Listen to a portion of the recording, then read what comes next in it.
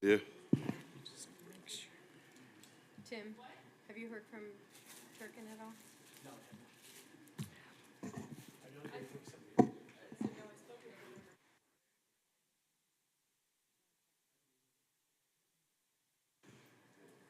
We will begin in just a few moments. We're just waiting on one board member.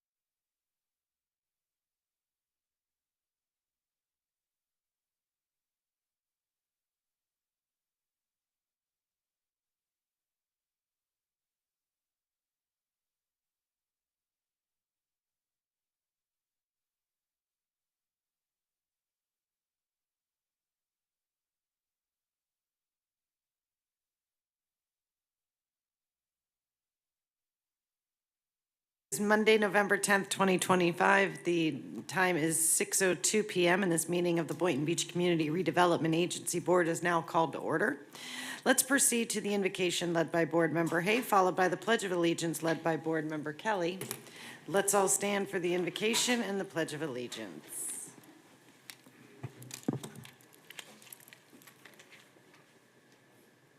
Let us pray. Eternal God and our Father, we pause at the start of this meeting to say thank you. Thank you for this day. Thank you for life, health, and strength, and for the privilege to serve the people of this great city of Boynton Beach through this CRA board. Lord, in this month of Thanksgiving, November, we don't take your blessings for granted. We thank you for progress made in getting our government in the process of reopening, for the partnerships formed, and for every opportunity to make our country stronger, safer, and more vibrant. God, we ask your guidance this evening. Grant us wisdom to make decisions that upbuild our neighborhoods, compassion to consider our residents' needs, and unity to work together for the good of all. Bless now our chair, our board members, our staff, and all who labor behind the scenes for the success of this agency. And as we approach Thanksgiving Day, may our hearts overflow with appreciation for your grace, your mercy, and the many ways that you have kept our community. We ask it all in the name of Jesus our Christ. Amen. I pledge allegiance to the flag of the United States of America, To the republic for which it stands, one nation, under God, indivisible, with liberty and justice for all. Thank you, everybody. Let me turn to our Deputy City Clerk, Tammy Stanzioni. If you could please begin the roll call. Chair Shelton, Present. Vice Chair Hay, Present. Board Member Kelly, Here. Board Member Cruz, Here. Board Member Turkin. Present. Chair, you have a quorum. Thank you. We are now moving on to additions, deletions, corrections to the agenda. Let's begin on my right. Board Member Cruz, are there any additions, deletions, or corrections? None for me, Chair. Thank you. Board Member Hay? I have none. Board Member Kelly? No, legal, did you add that to, is it already added? Because I know it wasn't on the one I reviewed earlier. Yes, so staff and legal have 3 recommended changes when you all are done. I'd like to move up 15G to after 10.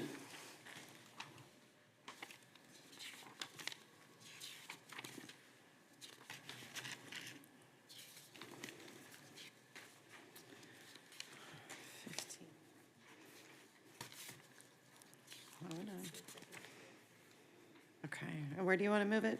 To after public comment.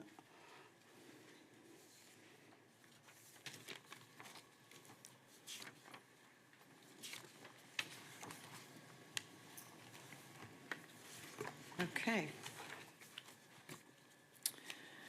And then Board Chair, Catherine?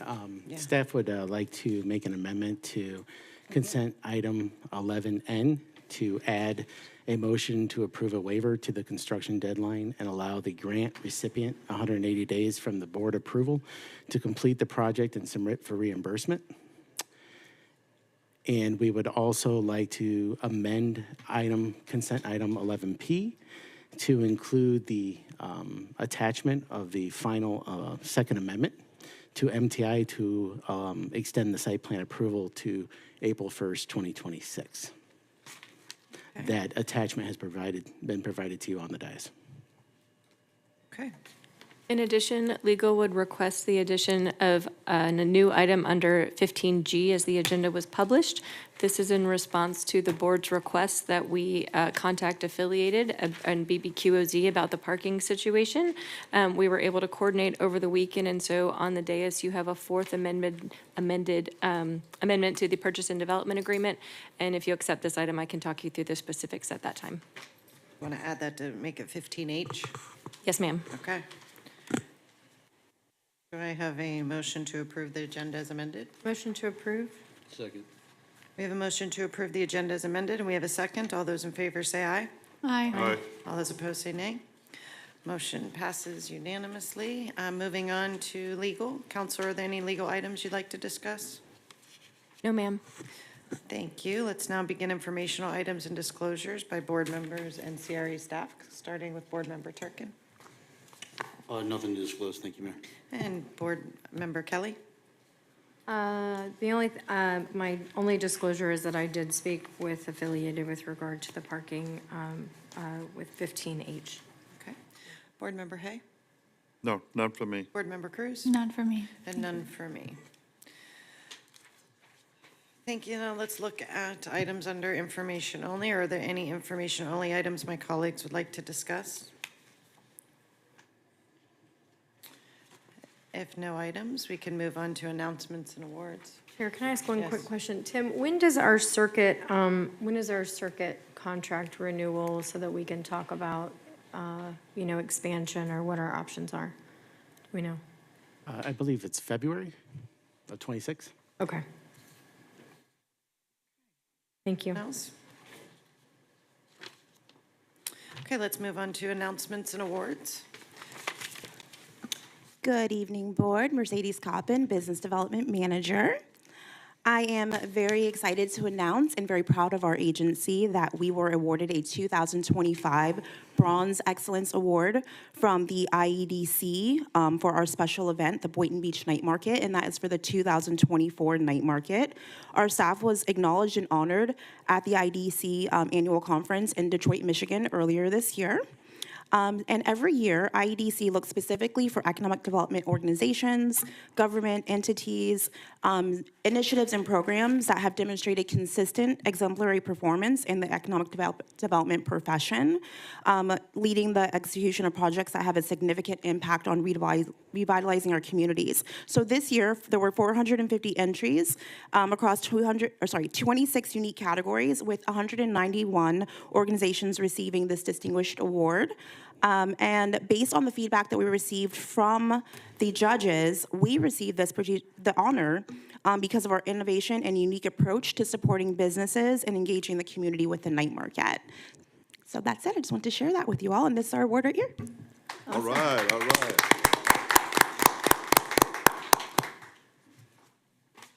Okay, moving right on to Snapshots with Santa. Can't believe it's this time already, but here we are. For this festive innovation, we are going to be bringing holiday cheer to 3 different locations throughout the CRA area on Thursdays in December. So on December 4th, December 11th, and December 18th from 4 to 7 p.m., we will be bringing Santa along with holiday cheer to the plazas. Families can come out and enjoy free photos with Santa. We have a professional photographer that will be coming out. We'll also have a DJ, and we'll be promoting the businesses within each of those locations during those activations. We'll be encouraging people to take advantage of various Boynton Beach Buck offers to support the businesses. And we're just going to be out there spreading some holiday cheer. So we're hoping to see you all. The dog friendly? Can the Absolutely. deputy mayor come and get her picture Yes, taken we with would love to Santa? have you at any of those activations. We're encouraging people to bring out all of their children, their little dog animal children as well, children. their baby, yes, all of them. The tradition, the Chihuahuas with Santa, so it's going to happen. We Okay, look forward to thank- seeing you. Yes. Thank you. Thank you. Outstanding. Let's move on to the next portion of the agenda, which is public comment. So if anyone would like to speak, come on down to the podium. I'm going to read this anyways. The public comment section of the meeting is for public comment on all items on the agenda or items that are not on the agenda. Each speaker would be given a total of 3 minutes to comment on all items on the agenda. However, the board retains the right to increase or decrease 3-minute limit prior to the start of public comment. Each public speaker shall be given the same number of minutes unless it becomes necessary to terminate a speaker's comment in order to maintain orderly conduct and proper decorum in the public meeting. Persons making public comment may not assign or donate their public comment time to an individual to allow other individual additional time to comment. However, any persons requiring assistance to be accommodated as required by the Americans with Disabilities Act. Prior to addressing the board, speakers present at the meeting will go to the podium to make their comments, and speakers participating virtually will unmute their device at the time. Speakers may be asked to state their name and address for the record. Any person may provide written comments to the board prior to the meeting. That being said, if anyone would like to public comment after that whole thing, feeling like an auctioneer up there saying that, come on down. Come on now.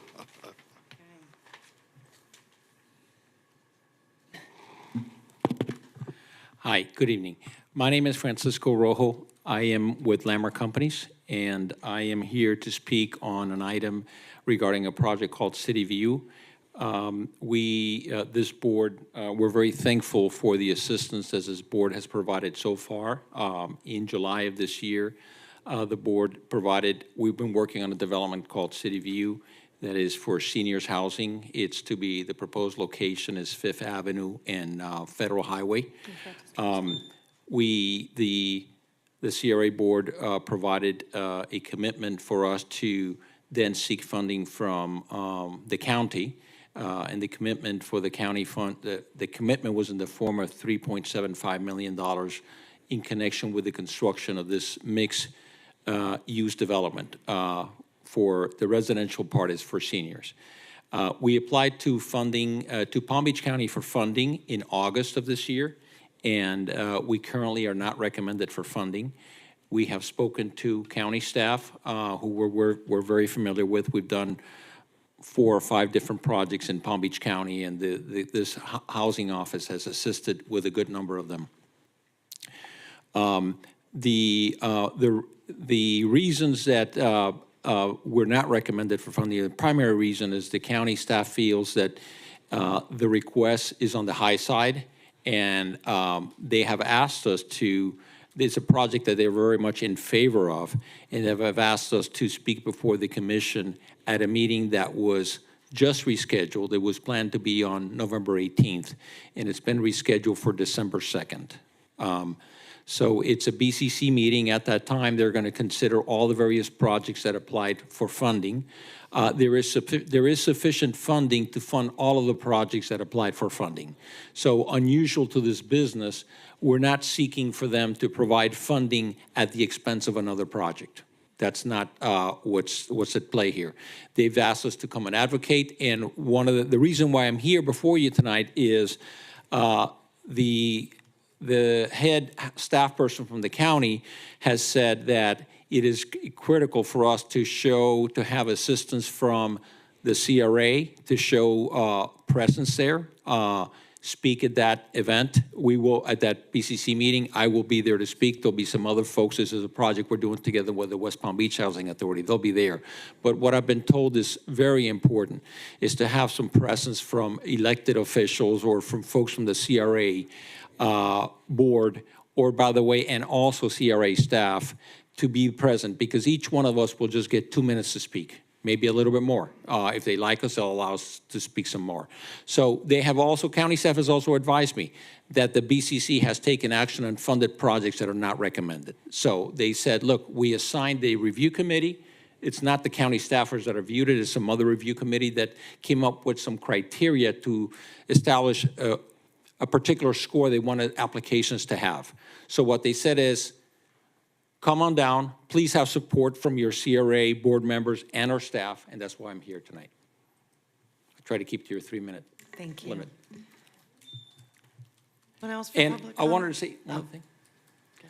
I also drafted, in recognition of the fact that this is a day event, the BCC meeting, I also drafted a letter that I sent to staff for your review, which is a support letter that would say, hey, we are providing assistance, we support this development, we encourage you to please vote favorably on this item. So that's not on the agenda, but I provided it to staff, and it's for your consideration. Thank you. Next, please. Good evening. My name is Diane Andre. I am a future prospective tenant for the Heart of Boynton Shops. And I'm here tonight because it's on the agenda, and I kind of wanted to give you an update as to how the project is going. I and the other tenants are excited about the project, but the project has not been without delay in stalls. And my ask here tonight is that the board would consider some additional funding if they see fit for it. But the tenants have all been in communication. We are excited about the project, but it has not come to this point without a lot of stalls, added cost, and other things that weren't considered at the onset. So I thank you for your time. I thank you for your consideration, and I thank the CRA for this project and getting it to this point. Thank you. Thank you. Next, please. Good evening, members of the board. Good to see you all again. My name is Dr. Jasmine Pierre, and I'm here on behalf of Expedited Health, which we anticipate will also be at the Heart of Boynton Shops. To piggyback on what Diane has said, there has been a lot of delays and stalls, but in particular, the cost of construction have been significantly high. I can say for myself, for my own personal unit, they were so high in comparison to initially projected numbers that we were using for our initial planning, that we were supposed to actually be 2 units, and we've now cut down to just using 1 of the units to try to cut the costs. But with that, unfortunately, the costs have not proportionately also dropped as much. And so, with just the inherent nature of building a medical facility, there's X-ray, there is, lead lining, the medical plumbing, and all of that. The costs are just really, really high to do this shell space. And so I know there are other tenants that are here today to speak on that, but as far as building an urgent care facility, additional funding would help us to see the project to completion, not just for our business, but also to just provide, high-quality healthcare access to the community. Thank you. Thank you. Next, please.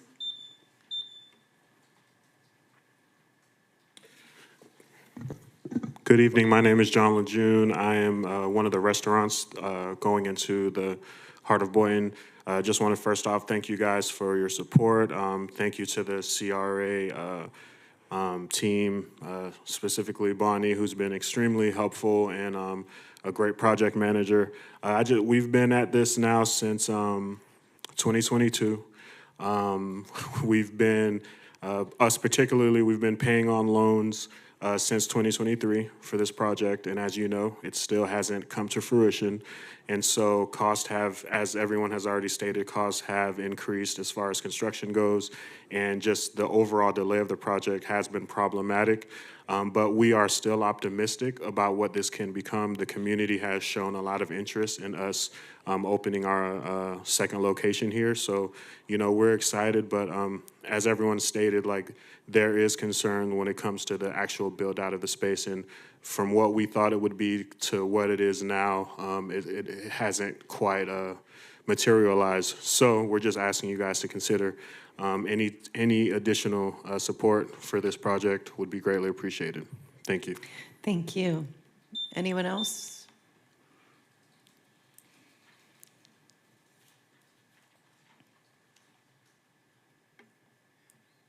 Evening, everyone. My name is Dr. Mike Jean-Baptiste. I'm joined by my wife, Dr. Allison Jean-Baptiste, as well. We're dentists, everyone's favorite. Just kidding. But wanted to thank you all for the opportunity. We are hoping to join the team as well. And much like my colleagues were saying, we are experiencing some unanticipated extra costs. So if you could find it in your heart to check and see if there's anything available, that would help out, because we're really excited about it. It's something that has been a dream for a long time. Not to get emotional about it, but we definitely would love to have your support in any way we can to make our dream come true for the community. Thank you very much. Anyone else for public comment? Please come down.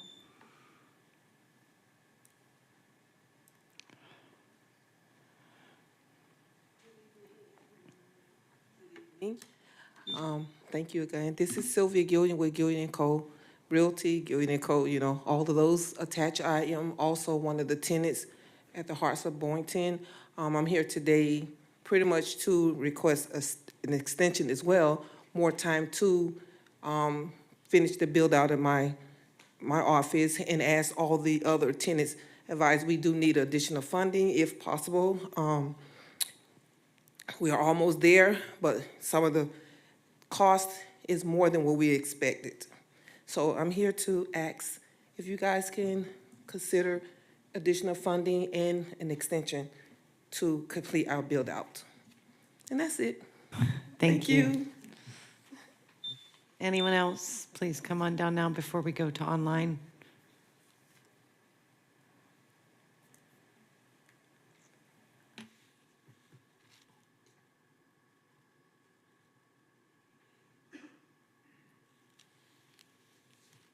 Good evening. Can you My name. Can you speak? Yeah, that's on. Thank you. Good evening. Lori Fisher, 457 Northwest First Ave, and CRA's moving on the hotel and the rest of the street. And I wanted to come to the meeting and see what's going on with it. And, you know, just to say hi, I'm here and I'm interested. Okay? All right. Thank you. That's all. Thank you. If there's no other ones, we're going to move on to online. Anyone? Yeah, if you want to speak, come to the podium so we can keep it moving. Yeah, it's fine. You have 3 minutes. No worries. We'd like to have people lined up. My name is Robert Adamkiewicz. We live at the 205 Northeast 3rd Street, so next to the big construction that's going on right now. So my main concern is as a board member and somebody that lives there off and on is the noise. The early morning starts with the cement pouring. I mean, it's been just out of control. We're losing tenants, we're losing owners that are complaining constantly. It's a fight and struggle with the parking lots, you know, trucks pulling in all over the place, destroying our grass and all around our building. I mean, we just have concerns about that. Like, is there gonna be some kind of help afterwards when the construction's finished? Are they gonna clean up? Are they gonna replace our grass, you know, help us out a little bit financially? as far as the building goes. I know you guys probably gonna pave the road and do all sorts of things in front of the building, but like, you're gonna beautify the building, but can you help us out a little bit, maybe clean up afterwards, you know, spend some money on clean up around our building and help us out with the landscaping? That's that sort of thing, that's what entertain us. Okay, thank you so much. Thank you. Anyone else before we go online? Going once, going twice? Okay, and Here, there is a Julianne Mangiano online, if she would unmute, and she can start when she... okay. I'm just listening in.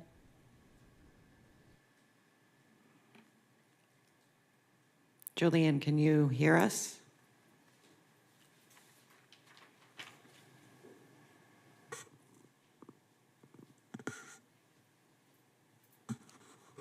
I believe IT, is she still online? Now she's showing red, so I can't see him through the glass. Can't either. If I may offer the board, through the captioning, it appeared that she said that she is just listening in. Oh, okay. Perfect. Okay, so Then that, there's no other, no, the only other person online is from Circuit, Alana Wordsman. so we moved 15G up. So next item for discussion and consideration is the discussion and consideration of the CRA Executive Director Services contract. Ms. Rosmo, can you open the item, please? Yes, thank you, Board Chair. As you all are aware, in July, the board directed staff to issue a request for proposals to seek qualified parties to serve as the executive director of the CRA. Following that procurement process, the board selected RMA to negotiate a contract with the CRA. So we are bringing that contract before you here tonight for your consideration. And so I would like to take the opportunity to walk the board through the main portions of the contract. Mr. Brown from RMA is here as well to answer any questions that you have. And then from there, we'll take your direction as to how to proceed. Thank you. All right. So beginning, I'm just going to talk through the contract in sort of basic terms. If you have any questions, please let me know. And if you'd like me to do a more full read of the contract at any point, please let me know. So this contract would become effective upon the last signature or upon today, whichever occurs later. So to the extent there's any adjustment of terms tonight, you can make this approval if you choose to approve, subject to legal review, and we can finalize for signature. The term of the contract would be for 2 years, and it is subject to 1 year of renewal at the board's option. The board will have the right to amend. The first year cost would be $400,000. The cost for the second year would be $412,000. And if the board chose to renew, the cost for the third year would be $424,360,000. I'm sorry, $424,360. That would be to provide the executive director services. A more specific list of those services is set out as an exhibit, but it does encompass the things you would ordinarily think of as an executive director, providing direction, oversight, management of staff, those things that you are used to receiving. In addition, the CRA would reimburse RMA for RMA's employees to provide to attend certain professional conferences, including the Florida Redevelopment Association Conference, which I know a number of you attend or have attended in the past. It would apply to the executive director and to any other employee of RMA that came to have full-time employment at the CRA, as I'll detail slightly more later. At present, the person serving as the executive director would be Mr. Christopher Brown, who's here with us tonight. It is his intention, as we understand it, to serve temporarily to get to know the CRA and then to work with RMA to bring in a longer-term, a permanent executive director. And Mr. Brown would continue with some level of oversight. The management would include management of current and future CRA staff. If a CRA staff member were to resign, The contract before you, as it is stated, says that RMA will either fill the position with an RMA employee or leave it vacant.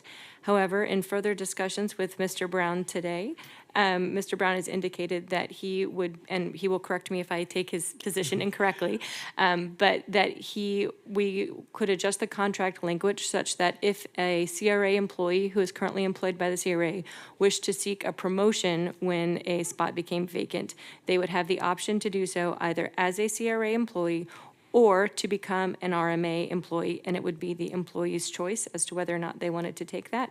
So to put it in a slightly different way, should a vacancy come up, it would be current CRA employees and RMA employees that would be eligible for that position if that change is something that you all would like to consider. As it stands in the contract version before you, it's just that RMA fills the position. And again, please stop me if you have questions. Yes. Do we discuss now, or we wait till the end? At your pleasure. Yeah, I have some questions about Yes. that. Am I hearing that if there's an open position, that if there's someone in-house can apply for that job and get that job? Yes, sir. Okay, but they become a member of RMA? As Mr. Brown and I discussed, it would be that employee's option as to whether they wanted to seek that promotion and stay a CRA employee, a public employee, or whether they would like to seek that promotion and see if RMA would be interested in hiring them so they would work for RMA but fill that position. So it would give that employee the choice as to whether to stay a public employee or become an RMA employee. Okay, but at the employee's choice? At the employee's choice, yes, sir. Okay. Thank you. What about the cost of that? Because if we were to do, on a hypothetical sense, we had a budget for a government employee for X number of dollars, and then RMA were to procure that, I'm not going to assume that it's going to be more expensive to go through RMA for the same service if it was an internal employee, but that's potentially what could happen. So how do we determine the financials of how much it would cost the CRA to have an employee promoted versus an employee promoted into being an RMA employee? So any additional personnel would require a contract amendment, and that would come before the board, so it would undergo kind of the ordinary negotiation process that we undertake for any contracts. I don't know if Mr. Brown has different insight into that, but that is how we would approach it from a contract perspective. I would like, hi, Chris Brown, if you like my address, I'm at 218 Northwest 9th Street in Delray Beach. I always like to say I'm 15 minutes from City Hall. But in any case, we manage other CRAs. For example, in the West Palm Beach CRA, every city CRA employee came over and went to work for us. So they wanted to work for us. That was their choice. We gave them that choice. So it sort of differs. And I think in terms of the salary, we would keep within the range of whatever the salary is for that position that's established by the CRA and or the city. So we don't go beyond that. If the salary range is, let's just make a hypothetical, between 50 and 70,000, then we wouldn't go beyond the 70,000. So we're hemmed in by the standards of the CRA salary ranges for a particular position. So I don't think you have to worry about that. Thank you. Now, very frankly, why do people want to?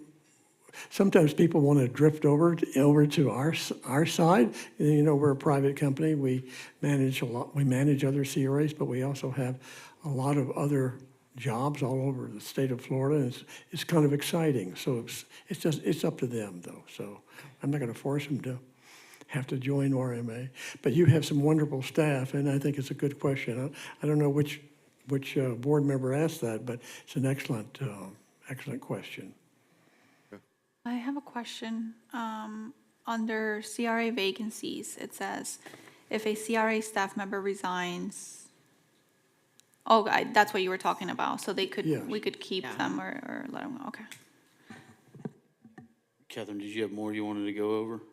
I do. Okay. I don't have any comments. I'm okay for her to continue to the next one. And please just interrupt, or we'll however you'd like to handle it. In terms of place of work, it would be anticipated that all employees, so CRA and RMA, would be full-time in person. It's not a remote position. In terms of staff policies, whether it's a CRA employee or an RMA employee, they would of course be required to follow public records, procurement, those type of public-facing policies. However, in terms of employment, RMA employees would be subject to RMA employment rules, and CRA employees would be subject to CRA employment rules. As makes sense, you follow your own boss's employment procedures. CRA staff from RMA will be present at board meetings as necessary and appropriate to the position. RMA represents that it has the knowledge and understanding to fulfill this work, to follow the statutes, and to properly represent the CRA in this role. And it is offering access to key personnel that RMA has to assist the CRA with certain projects. In terms of the actual personnel provided, RMA has the ability to substitute persons. As we talked about, Mr. Brown would be seeking a more permanent director for the CRA. The CRA does have the ability to approve or disapprove of such substitution. So while RMA does fill the role, it is subject to some control by the CRA. Catherine, real quick, just on that subject. So in that search, so it kind of goes back to the financial aspect of it. So when, and maybe it's to Chris also, but when you're seeking a more permanent executive director, you know, we have our budget line item, and I know this is kind of one of those temporary kind of, we need to get staffing in, we need to get some balls rolling, and we really wanted you to come in and guide us. But I just want to make sure that we don't end up being in a position where we then have a permanent executive director and our budget line item doubled. So I'm just wanting to just get some clarification on, I'm imagining, but I don't want to just assume, that the $400,000 contract agreement is inclusive of many different things. It's Chris Brown's services as well as the salary for a more permanent executive director when that time comes. So But I that- just want for clarification. Sure, the contract is for $400,000 to be paid monthly in a figure that's 400,000 divided by 12 for the first year, so around $33,000, 330 and some change.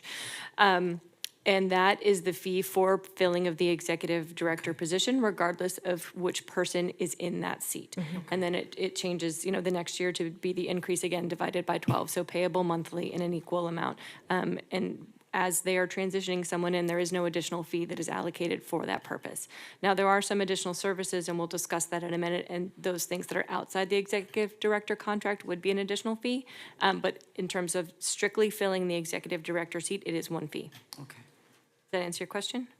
Sort of. I guess my concern is, let's say there's an executive director that is found to be in this position, we're at after year 3, and then are we then still continuing, let's say this executive director then stays on and we extend it, are we then, are we now changing the salary is what I'm asking to 400,000+ for the executive director position is what I'm asking?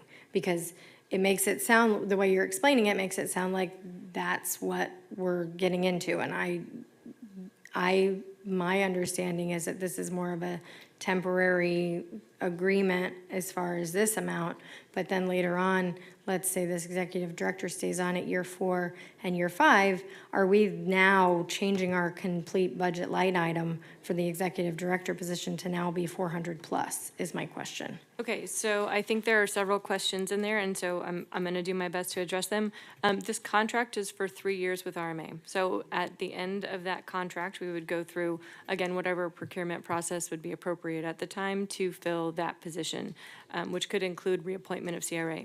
The executive director will remain an RMA employee. If the CRA were to hire away the executive director, there is a fee to be paid equivalent to 180 days worth of that person's salary to RMA. So, and there is a general agreement in here that essentially the CRA and RMA won't poach each other's employees for a certain period of time without paying that penalty. So it is, the employee does not become the executive director of the CRA employed by the CRA. They remain an RMA employee. And if we were to hire them, then there would be a payment of fee associated with that. Okay. Thank you. Okay. is everyone comfortable For moving? clarification, so, Okay, go ahead. so, I'm just gonna try to make this as simple as possible, asking this question. The $400,000 when, and if Chris decides he no longer wants to fill the role as executive director, there's no additional cost in him filling that with somebody else? Yes or no? That's correct. Okay, that's all I need, thanks. Yeah, I'm corralled but- by my number that I made in my proposal. I can't go beyond that. Now, at the end of the contract, then it's, you know, it's a different situation. So at the end of the contract, Chris Brown appoints who he wants to be the executive director, or does that come back? No, sir. During the course of the contract, at this moment, Mr. Brown anticipates locating an executive director for you that would serve in a more permanent capacity. So it's part of his intention to fill the role of executive director now and almost act like an interim, in that he wants to find a more permanent person to fill the role of executive director. That person would continue until the end of this contract, or if To this the end of that contract, but after that contract, time expires. After that contract time expires, it will be up to this board what it would like to do. It could seek to rehire RMA, it could go out to RFP, it could, this contract is for 3 years. After that, it will be the board's decision and, you know, potentially with RMA, But if we they'd will- like to continue this We relationship. will not be locked into the 400,000 No. Not at the end of the contract. until the end of the contract, and then it's up to us to move forward whatever salary we set. Well, the contract will be expired at that point, so yes, you could certainly seek a different executive director at a different salary, or you could seek to potentially move forward with RMA further. You could go back out to RFP. It'll be completely in the board's control again at the end of the contract. Got you. Thank you. Okay, moving on. This contract is RMA is specifically not providing the following services, including legal, engineering, human resources, city planning, technology, and risk management. Your executive director currently doesn't provide those services. It's just clarifying that. In terms of additional services, RMA may seek board approval under the draft of this contract to provide additional services to the CRA. RMA is a multifaceted company, so they have other services that they provide besides management through providing an executive director. Right now, the contract is drafted such that if RMA would like to secure other work from the CRA, that has to come back before the board for approval. Some examples include drafting a CRA plan, as I know that's been an item of discussion with this board, looking at parking studies, creating designs for certain properties the CRA may have. I mean, there's a variety of things that RMA could seek to potentially do. Again, I'm gonna represent a conversation that I had with Mr. Brown earlier. He'll correct me if I get it wrong. I believe that he would like some authority to secure work for RMA outside of board approval, up to an amount of your choosing. And that will be up to the board to decide whether they would like for all additional RMA work to come before the board, whether they'd like projects of a certain size. Yes. As discussed at the last meeting, I believe, and I don't know if we still have consensus, but I wanted to make sure that any and all additional work done by RMA in order to control funding and making sure that we limit and we're very responsible with taxpayer dollars, is that it comes back to the board for approval for anything additional. Thank you, Chair. For me, I think right now, if we were to move forward without any changes, it would follow the procurement code of the city, which is up to $75,000 for that contract administrator. I'm okay to allow some. I'm not okay to allow that $75,000 for RMA. Just, not that I don't trust you, Chris, or anything like that. It's just then we allow, you know, essentially a $75,000 debit card monthly for RMA, you know, to put it in plain speak. However, I do think it's important that there may be some housekeeping items, some administrative things that we do need to look at where it doesn't need to come to board's discretion every single month, right? We went through this with the city manager where, you know, we were getting roadblocked because there was a member of the commission that wasn't responding, wasn't signing things, and then the city went on hold. We can't allow that to happen, especially if we're trying to move this CRA forward. And and really strike our strategic vision. So I'm okay with, you know, maybe $10,000. And then everything outside of that would, you know, I would feel more comfortable to come before this board. So I understand the CRA plan also, you know, for me, I feel like that's, you know, we're bringing you on because you have these expertise. So I don't know why we would need to pay an outrageous cost for a bid for a CRA plan. This is what you guys are professionals in. Essentially, you could take our current CRA plan, gather input from the community, from us, and, you know, hell, you could run it through AI and make those changes, right? and you know, essentially, we don't need to pay $300,000 when we have the expertise here, because I think that's what we have budgeted for the CRA plan is $300,000, if I'm not mistaken. And so I just don't see the use of bidding that out and spending $300,000 when we have the experts here. So I understand that you guys want to have control on and handling that, and I want you guys to be a part of that. However, I don't want to pay $300,000 when I don't think that that cost suffices, because you guys have the expertise, and for $400,000 a year, we're bringing in a firm. You know, this is all you guys do. This is what you guys focus on. So CRA plan should be, you know, elementary, and in my opinion, for the scope of work, especially coming on board. So I know that's a lot, but I'm pretty firm on that. Mr. Turkin, I can sort of guess that it's not going to cost $300,000. I don't know what it would cost, because it depends on the complexity of the CRA. We've done plans from, we did a plan for the city of Sarasota for $125,000. We're working on another plan for Lakeland. It's $317,000. So it just depends on the complexity of it. I would like to go back to the 75, and you went to 10. I'd like to see if you would compromise. But let me give him my speech of why I want to have the contract administrator. We have a contract administrator in another CRA, which is Pompano Beach. It's the city manager. So what happens is that when we want a small contract with somebody, we have the city manager who has $75,000 limit. And so we don't have to wait months and months for procurement to get a small contract. 10 is a little small. I would offer it at 50,000. I'm trying to speed up the process so we don't have to wait to come to the board every time we want it. That's all. I have some concerns. The difference with the city manager is he is a city employee. You guys are a private firm. There is a difference. You guys are a company that are a for-profit company versus an employee of the city, or when we used to have an executive director. Go ahead. No, finish now. Started, so finish. The reason why we like to have the city manager be the contract administrator is that he's really kind of the most trusted employee of a city. He's your city manager. He's really the chief executive. And so he's the one you really trust. And and we get along with all of our contract administrators in other CRAs. So that's why I suggested in this one. And I know Mr. Duggar, and he's fantastic. He'd be very easy to work. He's not going to let me do something that's going to hurt the city. He'll be very protective of the city. So I agree with that. The contract administrator should be the city manager. I've talked to Dan. He wants to take this on, and he's here every single day where there's no waiting, you know, on, you know, someone to sign or authorize anything. Also, too, he's a city employee, right?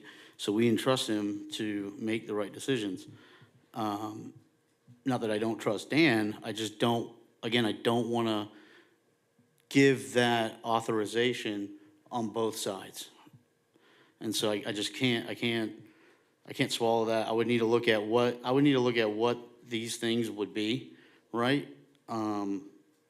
Before, you know, again, handing the debit card for another $50,000 for RMA monthly, right? I need to look Well, it's not monthly, it's a per service. I'm sorry, per service. Yeah, it's not monthly. Which could be even more. And so I, you know, I am all about expediting things, making sure that we can, provide the service and procure in a timely manner. I just don't want you guys to say, hey, we're gonna use this service, we're gonna use this marketer or contractor, and then that same person's on the city side. So then you got someone double dipping on both sides. I don't wanna see that. I'm not gonna allow that to happen, And so for me, I just, again, Dan, it's not that I don't trust you, it's just that for $75,000 over and over and again, that will add up. And, I think it's important that and maybe the conversation is identifying what services can be approved. Right. If they are $75,000 related to, a certain subject matter, fine, I'm okay with that, right? But if we're spending $75,000 on like a consulting firm, to consult X, Y, and Z, I'm not gonna go for that, Especially, I just don't wanna see that happen. Thank you, Chair.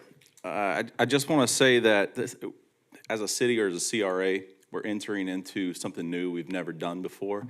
So I would be okay with the $10,000 from a preliminary basis. I think operationally, we need to see how things work. If it is going to be a cumbersome process, we give it 90 days, and then we can do a reevaluation. Nothing has to be set in stone.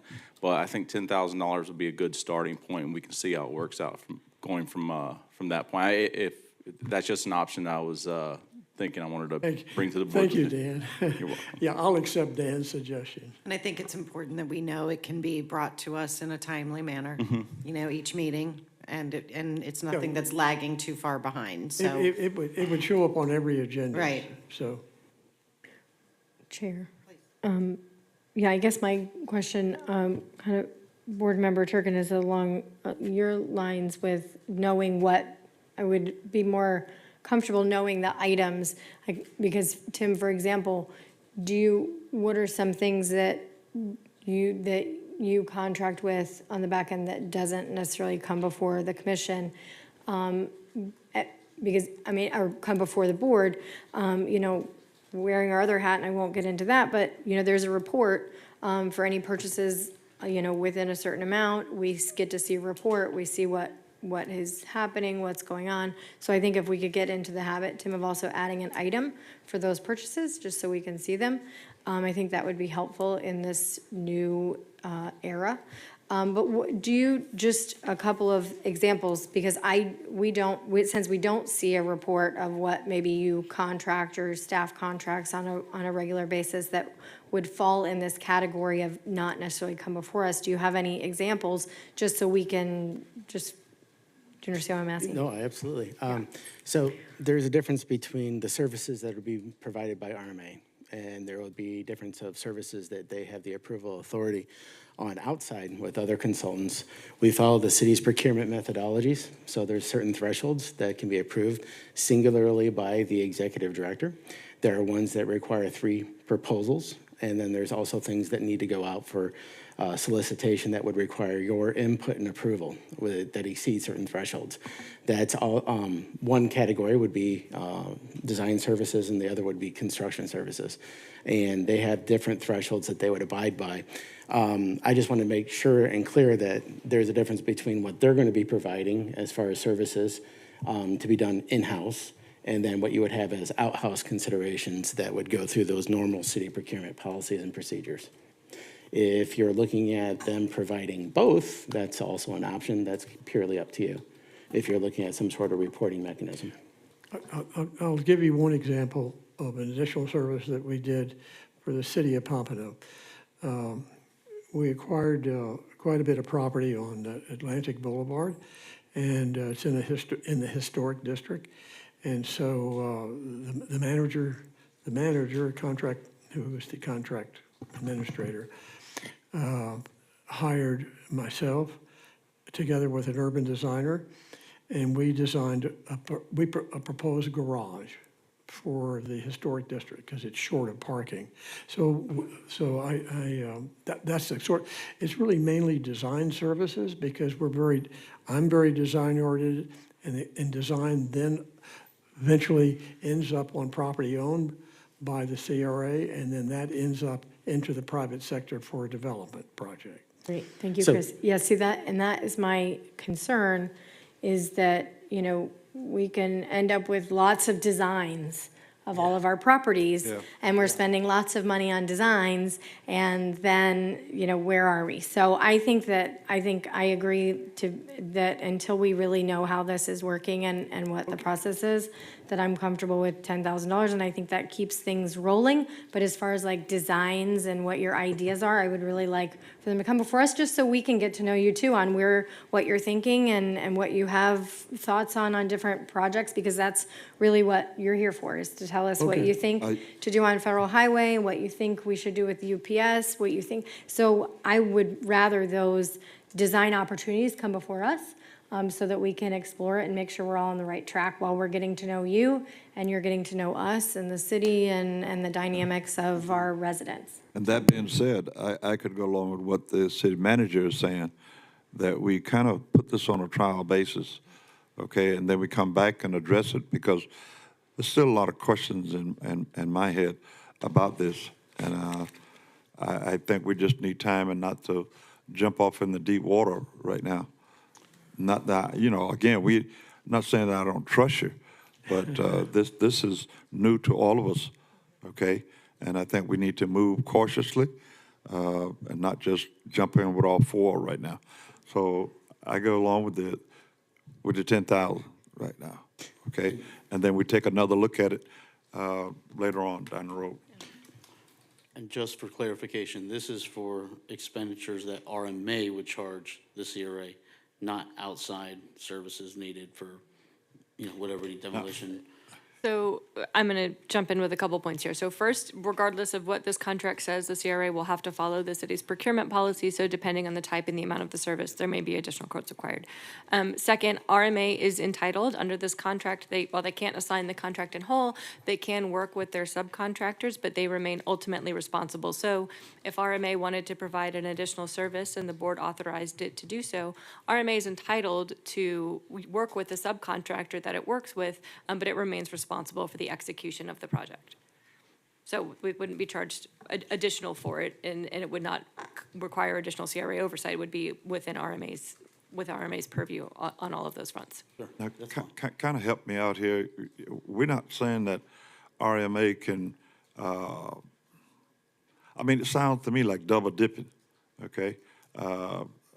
If they're working for us, $400,000, I have a problem with that already, but that's beyond that.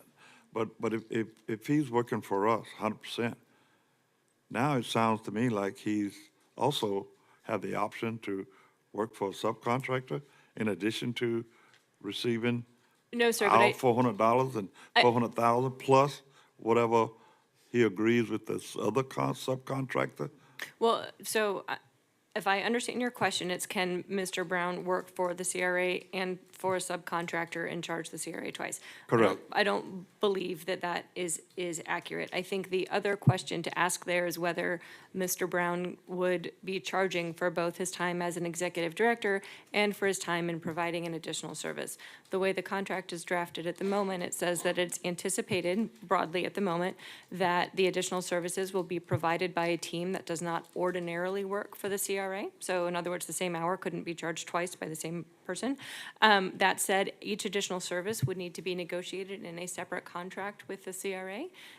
So that could be worked out at the time. But if I understand your concern, it's Yeah, that you don't want to pay the same Yeah. person twice for the same hour. If we're hiring for $400,000, I want 100% of Mr. Brown's time for the CRA of Boynton Beach. Not that he's spending 20% over here and giving us 80% or 50-50. That's my concern. And I just feel that it's an opportunity there, a door that's open that shouldn't be open. That he should be working for Boynton Beach, period. So I think No, part I of I don't work for the subcontractor. I hire the subcontractor. I understand that. I don't work for them. Right. For example, But the garage. We got you under contract, I understand that. Yeah. Okay, and that expires after so many years, 3 or whatever it is. But what I'm saying, okay. I'll try to provide some sort of analogy for clarification. Having RMA here is going to be no different than having a corporate attorney that served as the city attorney for the city of Boynton Beach for 30 years. This wasn't the only municipality that Jim Sheriff's firm had when he was here. They had probably 4 or 5 others, and you kind of hire them for capacity and their wherewithal as far as like navigating their industry of expertise. And that's essentially why we're bringing RMA in. It's just like having a corporate attorney be the municipal attorney. They're essentially a corporation, and they represent Pompano Beach, West Palm Beach, Boynton Beach. So their reach is going to be vastly more extensive than having a executive director.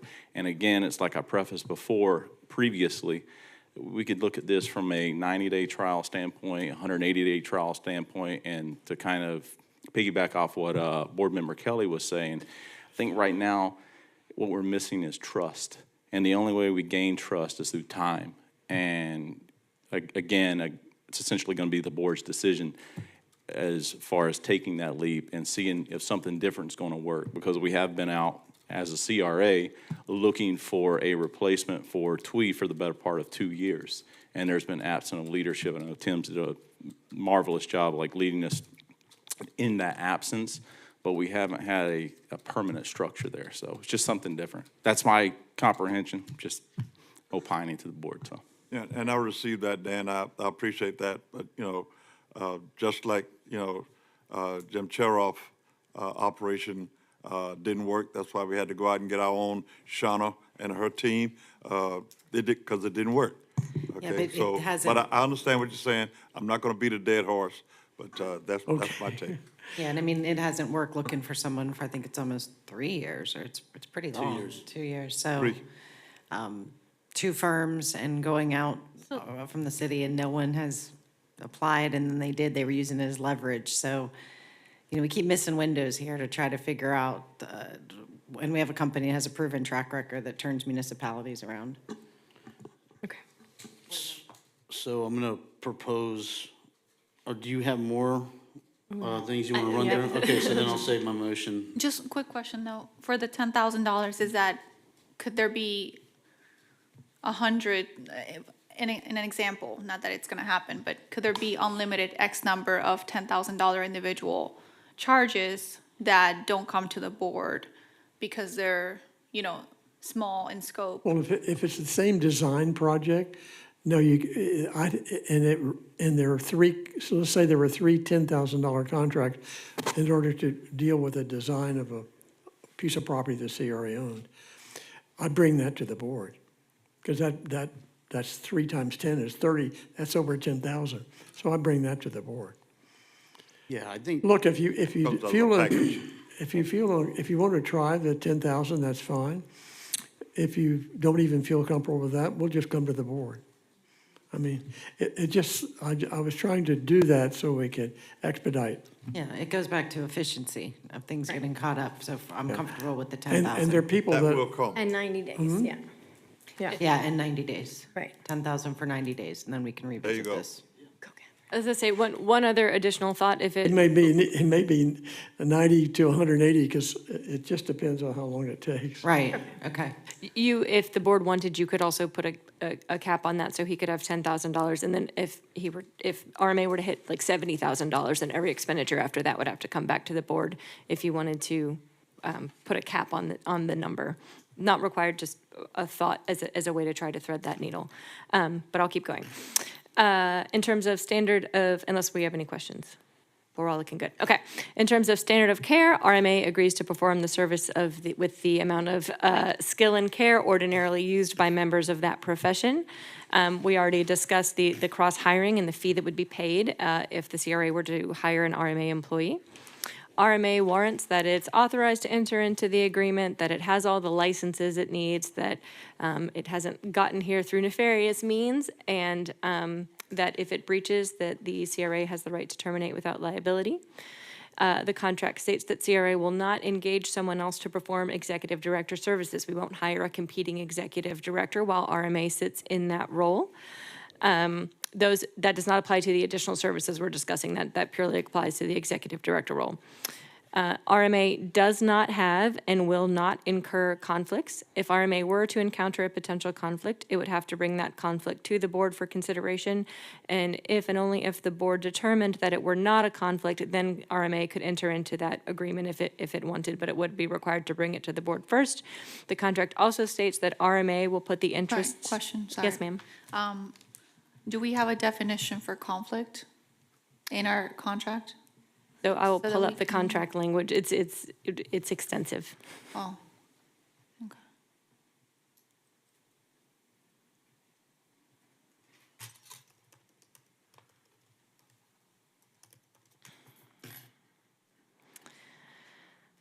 And so I'll run through this briefly. It's a 10-part conflict review, so I'm not going to read it word for word because it is about 2 pages, but it generally states, that it's not given kickbacks, it's not going to accept kickbacks, it hasn't solicited the contract, that it won't employ or indirectly employ someone who works for the city or an elected official. It won't give any inappropriate gifts or receive any appropriate gifts. It has no interest and will not acquire an interest, which would conflict with its performance under the agreement.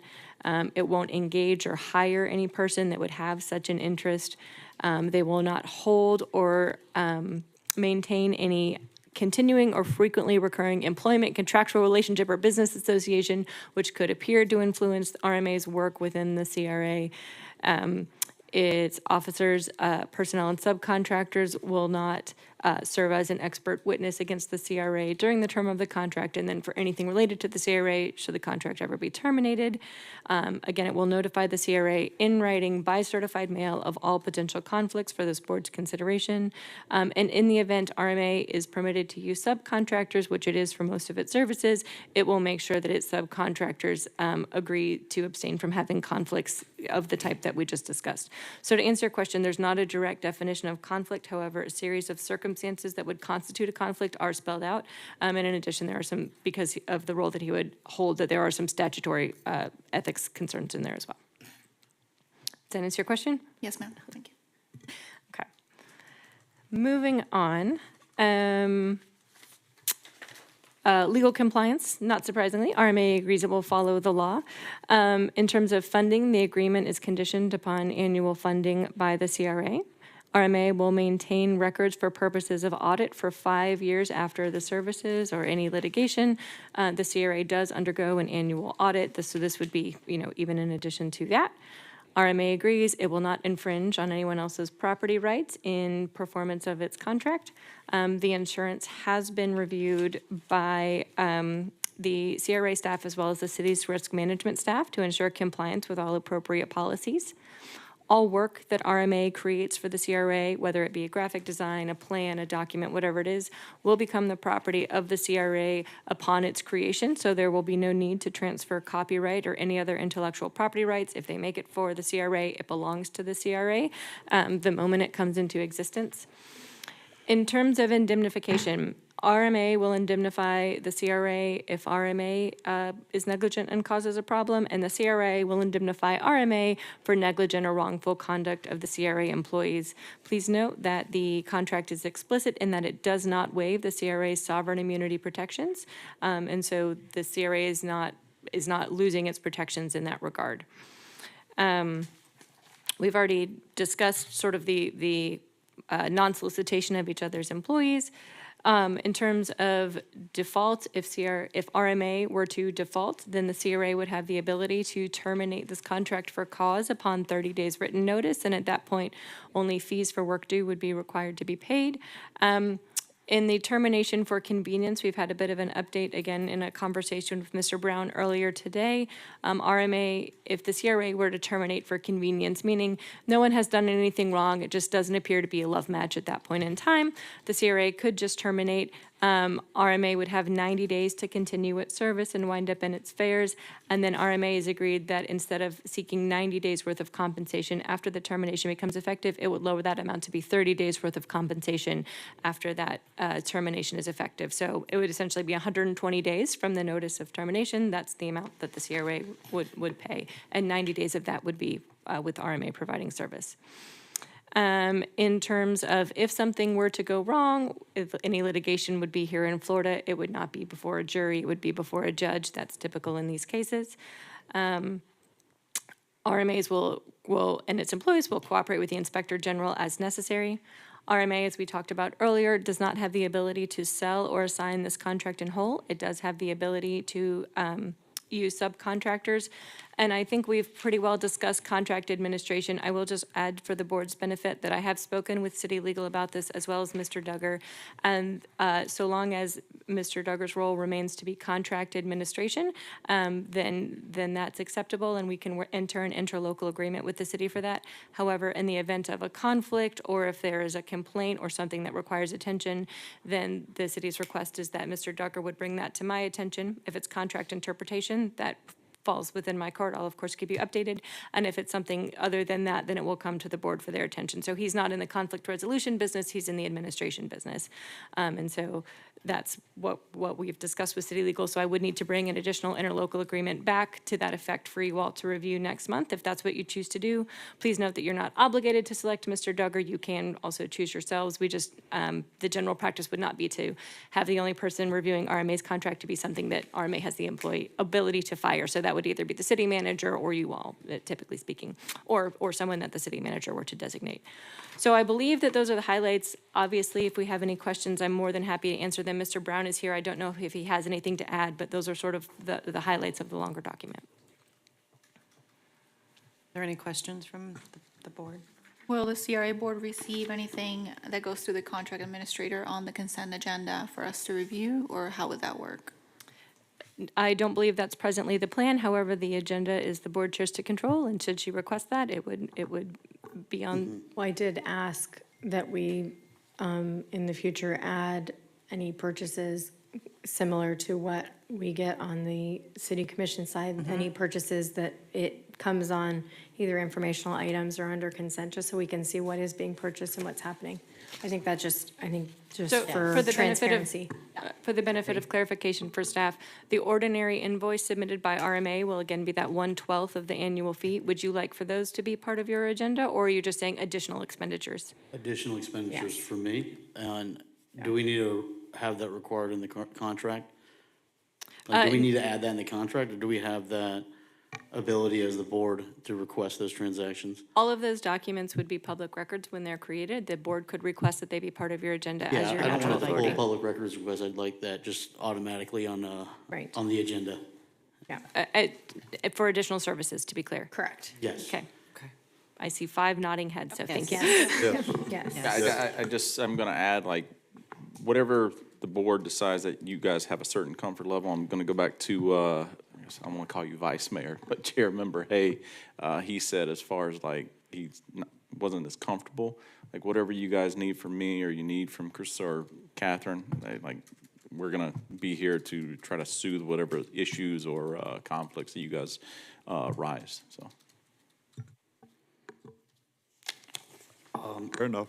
Yep, so the only things I have were just, the employment, which we talked about, allowing, CRA or RMA employees to fill a promotion position. And then the other thing is, I'd like to reduce the 6-month fee to 3 months, for the hiring. And so I'm gonna go ahead and make my motion. And Catherine chime in if I need to change the language.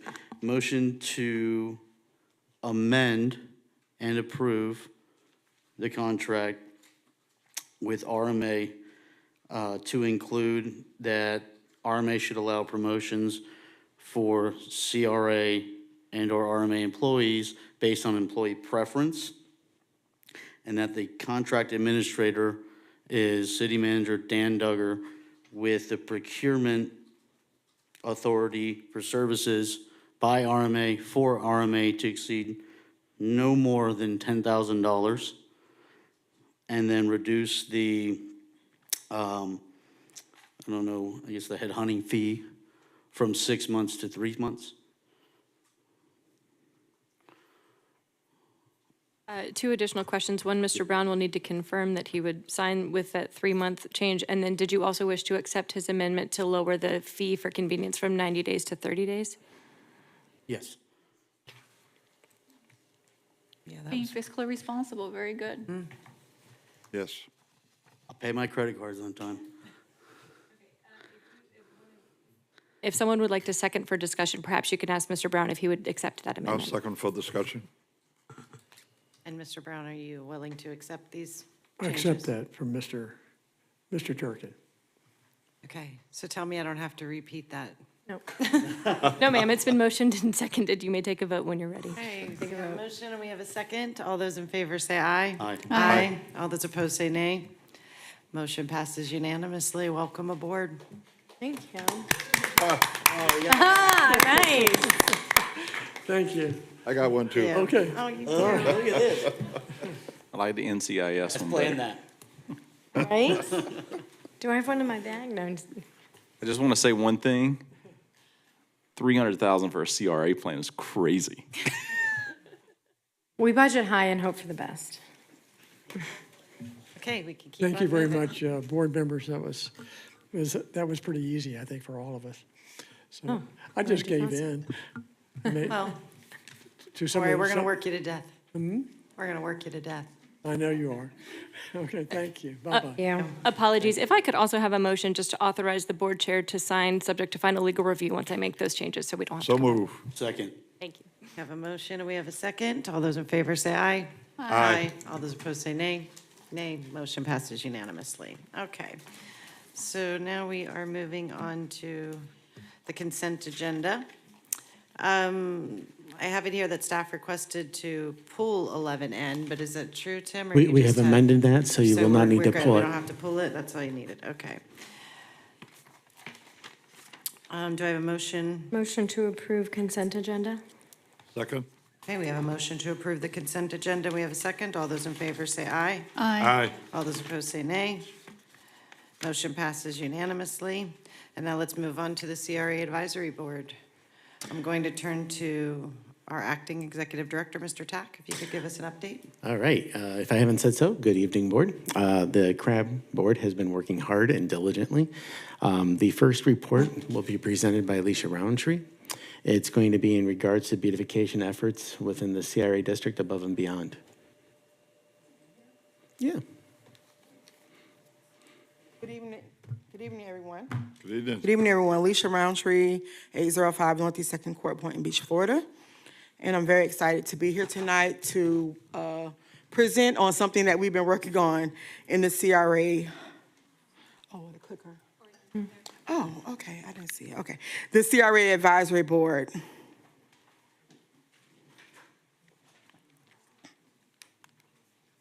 Here we go. All right. So the CRA Advisory Board, so these are some items for beautification of the CRA area, and this was all a collaborative effort from this Community Redevelopment Agency Advisory Board, our board chair, Ali LaPresto, Tom Ramicio, and then you can see the others that are listed there. So an overview of what we're going to be talking about tonight is the goal of this is to elevate the beauty and the functionality of our CRA district by exploring enhancements that go beyond the basic city requirements. So in this presentation, it's not going to be long because we're just going to be highlighting some strategies to improve the aesthetics, walkability, and community pride. Review some recommendations from the past redevelopment plans, then also present some new suggestions to the board for creating a more vibrant, welcoming district. Okay, making sure. All right, so we're gonna go over these seven beautification ideas, key beautification ideas: facade revitalization program for residential, unified street signage, and pole light banners, including gateway features, pavers on Ocean Avenue to make the marina more walkable, wide sidewalks, new water taxi with stops, business window signage regulation, and lighting options for Interstate 95. All right, so we have had a very robust discussion about the facade revitalization program, but implementing a program for residential, for the residential residents in the CRA district. When we did our research, we looked at other CRA areas, and we saw that they had great programs for the residents in their area, and we thought that Boynton needed that as well. We have some programs as a resident of Boynton, basically my lifetime, besides going to college. When we talk about revitalization and, we ask about it, a lot of times we're sent to other agencies, and the paperwork is daunting, that people do not they don't go through with it. But we have residents who have lived in Boynton their whole lives, who are living in their homes, that they have the only residents of that home. Like my mom, she's that home when it was built. She has been the only resident at home, and they want assistance and need assistance to help beautify their home.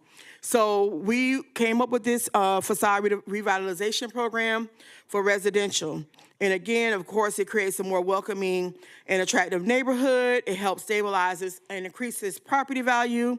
And it also encourages property investment with the homeowners. So if we are assisting them, then they may go the next extra mile with also improving their homes as well.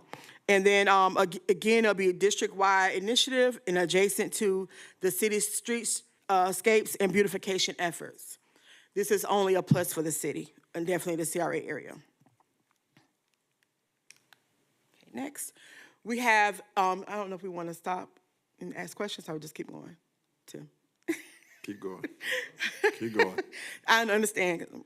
Unified street signage and light pole banners. Again, trying to make our area beautified so that it can be cohesive throughout the whole entire city, especially our CRA area.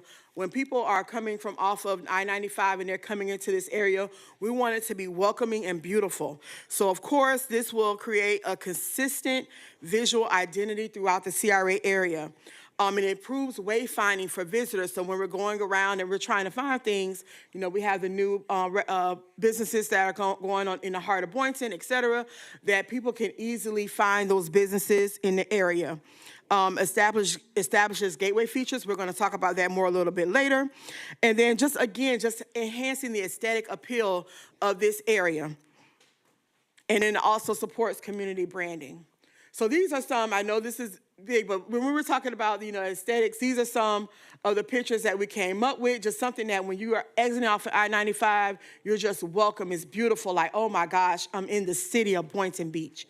So just some type of aesthetic as we are coming in. We were just pulling pictures, just trying to find just different ways or different ideas, et cetera. So we know we can't go improve over I-95, but just robust. As soon as you get off of 95, we want to be like, oh, you're in the city of Boynton Beach. So these are just some examples of that we came up with, okay? And this is an example of the street pole sign. All right, pavers on Ocean Avenue to the marina to make it more walkable. Of course, it makes it more safe for pedestrians. And again, enhancing the look of the area. And of course, it encourages more foot traffic for businesses. So I know for years and years and years, we talked about the foot traffic down here, how we're going to attract businesses to our area, where we can attract it by making it more walkable in the downtown area.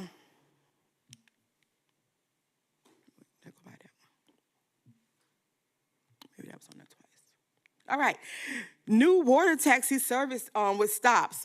We thought that this would expand our transportation options for the area. If we have a new water taxi service that will take us with stops in Boynton. I know that we do have a water taxi that goes up to Jupiter, but if we have another one that can go have different stops in our area, and again, it promotes the district as a destination. So when we're enhancing and we're adding those stops, it's saying, okay, in this route, I can stop here in Boynton, I can stop here in Boynton, and again, it makes it a destination. And when people are visiting this area, it also makes it a destination and something else for them to do when they're here. Next, we have business window signage regulation. Again, just trying to make sure everything is clean and consistent in our area. It improves the visibility and readability for shoppers, and then it strengthens the overall district branding and professionalism. And lastly, we're not going to keep you long. the lighting options at Interstate 95. So I don't know what we're doing with the area of the hotel, but just increasing and just making the lighting look a little better in that area. Again, we want to wow people when they're getting off of I-95 and coming into our CRA area. Again, it just increases the overall branding and professionalism of our area. And again, we're trying to attract people to this area. So again, the aesthetic, cleanliness, and professionalism, that's what we're going for. And that's the end of my presentation. So thank you so much for having me tonight. That's it, Mr. Tack. Outstanding. Thank you so much. Thank you. Good. So good. So many great suggestions. I think that as somebody who has sat on the CRA board and has had very minimal tasks given when I sat on it, I love that you guys have really embraced it and thought, you know what can we do? And this is exactly what you can do, is really, give us more ideas and more perspective on what our residents want to see. And so I really appreciate this presentation, and there's some really great ideas, and I know we're really looking forward to, the entry feature on Boynton Beach Boulevard, and super excited about what that's going to look like one day, because we have all driven down Boynton Beach Boulevard and wish that we had lighting and sign and that we really welcomed everyone to our community. So I love this presentation. So thank you guys so much. Thank you, Angela, for being here, and thank you, Leisha. Yeah, I too would like to compliment you guys. Outstanding job. I, for a long time, have been wanting to just wow the people when they enter Boynton Beach. That's why I push so hard for the tier poles to add character to the city of Boynton Beach. And your signage, your suggestions, very much needed for our city. We have a lot to offer here in Boynton Beach, and I don't think in the past we have marketed ourselves properly. So I'm happy to see you guys put forth some time and effort into this and bring us these suggestions. Job well done. Thank you. Thank you very much. All right, so Angela is going to be presenting on the splash pad as a part of the assignment to the CRA board as well. Okay, go Angela. Hi, everybody. Angela Trojanowski. I'm a CRA advisory board member. I'm also the mom of two, so I felt quite passionate about this. Just to give some history for those who may not have been here for this, but in January, this CRA board, I was not on it at the time, but did a presentation, and the board at the time said, hey, we like that idea of a water feature. Come back with some ideas. So the CRA board did discuss it, and here's the ideas that we came up with. So the same group that Leisha talked with, it was also a collaborative effort. Get a drum roll. All right. So the CRA, right? The mission is to create a vibrant downtown and revitalize our neighborhoods. When you think CRA district, we have to go above and beyond what the city is. It's not just removing blight, but it's making it a little bit extra. That's why we have CRA dollars. It's to make it even better than the regular city. So our recommendations are to look at a splash park within Penn's Park, which currently is budgeted. Thank you, by the way. That is much needed. I'm very excited. Also, a distinct and artistic water feature within the cultural district. So we'll start with the Penn's Park Splash Park, and that is the downtown district. So we're going to start there. So zero depth splash parks, if you're not familiar, they can be small or they can be epic. So I'm going to cue my IT to play a video, hopefully. Okay, here it comes. Now really the drum roll. Okay, there we go. So this is a small Big kids. Water table and these misters are perfect for little ones. Big kids love spraying each other in this giant. Small, right? And we have another one. We'll show you an idea. That's a small splash park. Whoa. So my assistants back there in IT have another video to play. So they can be small or they can be epic. So here's an epic splash park.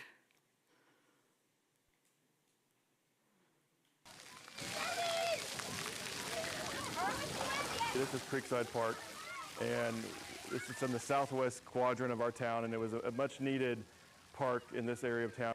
And when we started designing Creekside Park, we knew we wanted to put a water feature into this park, and our citizens kept saying, we want to see something bigger. We're being told we want an epic splash park. We want a destination splash park, not just the run-of-the-mill splash park. So we went to ACS and said, what do you got? And they said, guess what? We've got this in design right now. We think it's going to be perfect. All the eyes always have turned to the design, and the design did not disappoint. It came into reality, and it's been just such a smash success. So again, small or epic, right? And if you ask the citizens of Boynton Beach, or you look at what's going on in Boynton Beach, oh, I'm trying to go next here. I think they gotta click me back on. All right, there we go. So with splash parks, they tend to be vibrant gathering areas that bring a lot of different age groups to the park. And when you look at the 2022 Parks and Rec report, the Grand Master Plan, yes, all 250 pages of it, you'll see that splash parks are something that the citizens of Boynton were asking for. It was rated above pickleball. Yes, that's right. Oh. It's rated above pickleball. And it brings an activation to an area that is different than other park features. And when the more people you have within a park, the more you're going to reduce crime. And safety is of the utmost importance in parks, and that's what our citizens want to see. So Pence Park, we want it to be a success. And if you look at what we have right now, Barrier Free Park, we do have a small splash park there. It is a very popular park. But if you look at other cities, you have Boca, Delray, and Lake Worth, they do have splash parks that people come from outside of the city and they travel to. Personally, as a mom of two, I will drive up to 30 minutes for a splash park in the summer. And when you go to an area, then you go to the park, then you go get a coffee on the way. I don't think you've seen a mom at a park without a coffee in her hands. And then afterwards, you go get a lunch, you go get an ice cream. So it does bring business from outside of the area into the city. And that's what we want to see within the CRA district. So some recommendations for this park, and it's going to be consistent with what you hear from within the Parks and Rec surveys. Shade is very important. Interactive water features that are lower at heights for children. That is my child model on the top left. That is my son, the little guy in the yellow. Color and art features, benches for parents, a grass area for picnics, so a place for folks to sit down, maybe artificial turf to consider that, a place for people to sit down and cool off.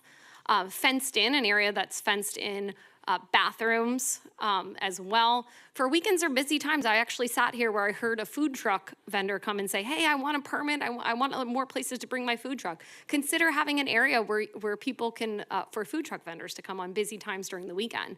And bathrooms are important as well as security. So I know that there's a lot of talk about security. I believe we do have the real-time crime center, so cameras that could perhaps connect to the real-time crime center as well. So what are the citizens saying? I did my own public outreach, and you could read for yourself the comments. People are excited. There's not many detractors when it comes to a splash park. So additional considerations is obviously cost. Pence Park is funded. And so you can go small or you can go large. So there is a budget there for a worst case scenario. And so we have to ensure, community input is important. Implementation costs, making sure it's a healthy water system, consideration of the maintenance per year.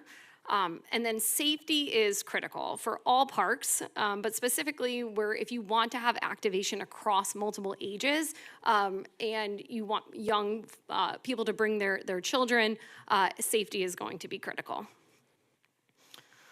So that's the splash park. Moving on to water features, because I don't want to keep us here all night.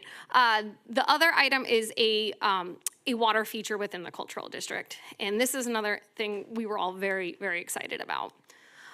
So Boynton, it lacks a distinct artistic feature, and we're all talking about that, and we want it. I'm not an artist. My background is in engineering, but I am an art I appreciate good art. So I would love to see it. Water makes sense for our identity as a Boynton Beach. We have a sailfish as our logo. We have a thriving marina district. It is something that will be memorable for the folks coming in. I can think off the top of my head, when I think water features, I can think of the cities I went to that had beautiful water features. There's something about it that's just memorable. And people will stay longer. It'll increase our hours of activation downtown. Now, if you take our previous presentation, you can imagine you take a water taxi, you get off at the marina, you walk down our strollable Ocean Ave, which has beautiful pavers and safe streets, and you walk over to the beautiful water feature in our cultural district, and you're grabbing maybe you could do a yoga class at one of these new buildings that are coming up, but you stay longer. That you sit, you observe, and at nighttime, if you see some ideas, it's going, you can increase both daytime and nighttime hours if you add lights to it. I'm not going to ask to play the video here, but if you guys want to watch it later, you totally can, but just for the sake of time. But these are some examples where you can make it an art install that has water, some LEDs with lights, fountains that you can play in. These are ideas. Again, I'm not the artist, I'm the engineer. So I implore us to perhaps find the artists within our city or outside of our city, however we can, to come up with ideas here. So here's one more, the final finale there. So our recommendations is to partner with artists to double as an art installation. So the budget can come from both CRA and the art budget. Consider fountains with LED lights so that you can have both a daytime and a nighttime water feature. And you won't need new bathrooms. It's not a splash park. It's not the same thing, right? This is something for both that you can visit as well as maybe play in.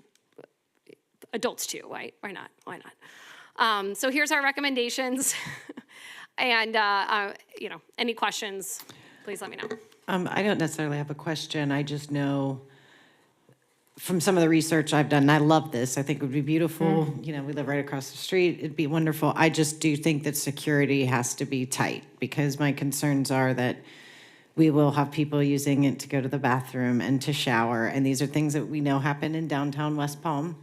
And you can go downtown off of Flagler and see it all the time. So that is a big concern to me. So other than that, I love it. It's beautiful. I appreciate all the work that you did. I'm loving the Pence Park idea because I'm getting blown up about Pence Park all the time now.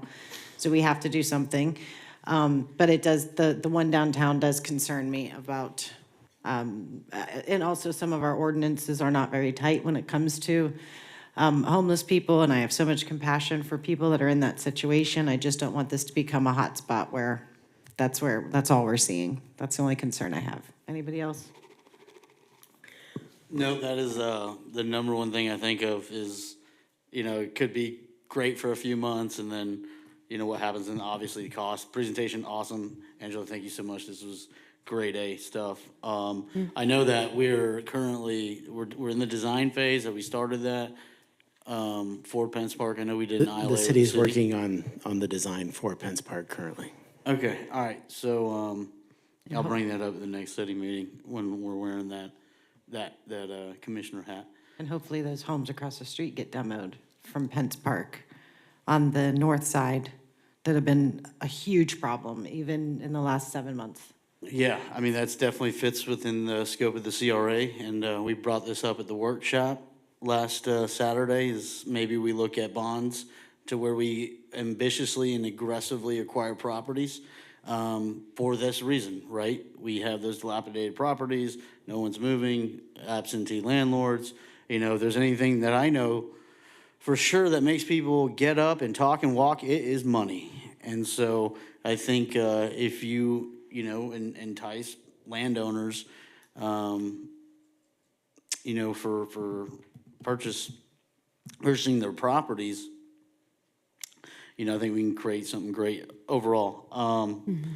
So I think, for this, I'm on board with looking at, maybe adding this into conceptual. Obviously, talk to city staff, see what those recurring costs are going to be. 15 to 25,000 annually. I don't know would be. I don't know what scope of work would be within Parks and Rec. What would we need to contract out? So I would need to really look at what Wellington does and some of these other places. I think Delray and Boca. and what that recurring cost is for them. But if it's, where did you develop that number? We have different proposals, and some we looked at other cities, so we can get that over to you. Yeah, I just out of curiosity, because if that is the reality, it's only $25,000 annually to maintain that, which I don't know if that is accurate or not.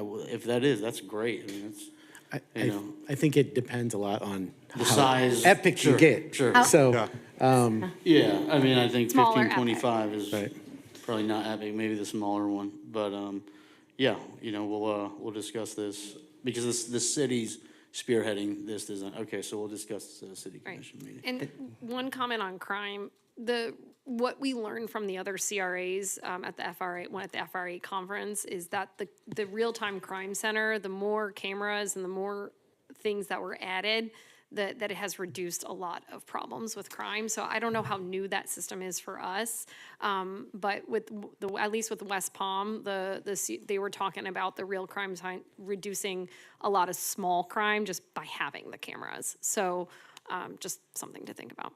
So. And lights. And lights. Yeah, And patrol. And just pure activation of people out there utilizing it and being out there and being a part of it makes Casey a Dog huge Park, difference. perfect example. Yeah. Before, lots of undesirable activity, drive by there, it's people and their families and their dogs. Thank you. Yeah, again, I think did say that you- what sorry, you've go done is outstanding again. Thanks. I would go so far as to what already been said, is to take a look at some of the existing parks and either consider replacing or enhancing or modifying them, because, in Boynton, land is of a premium.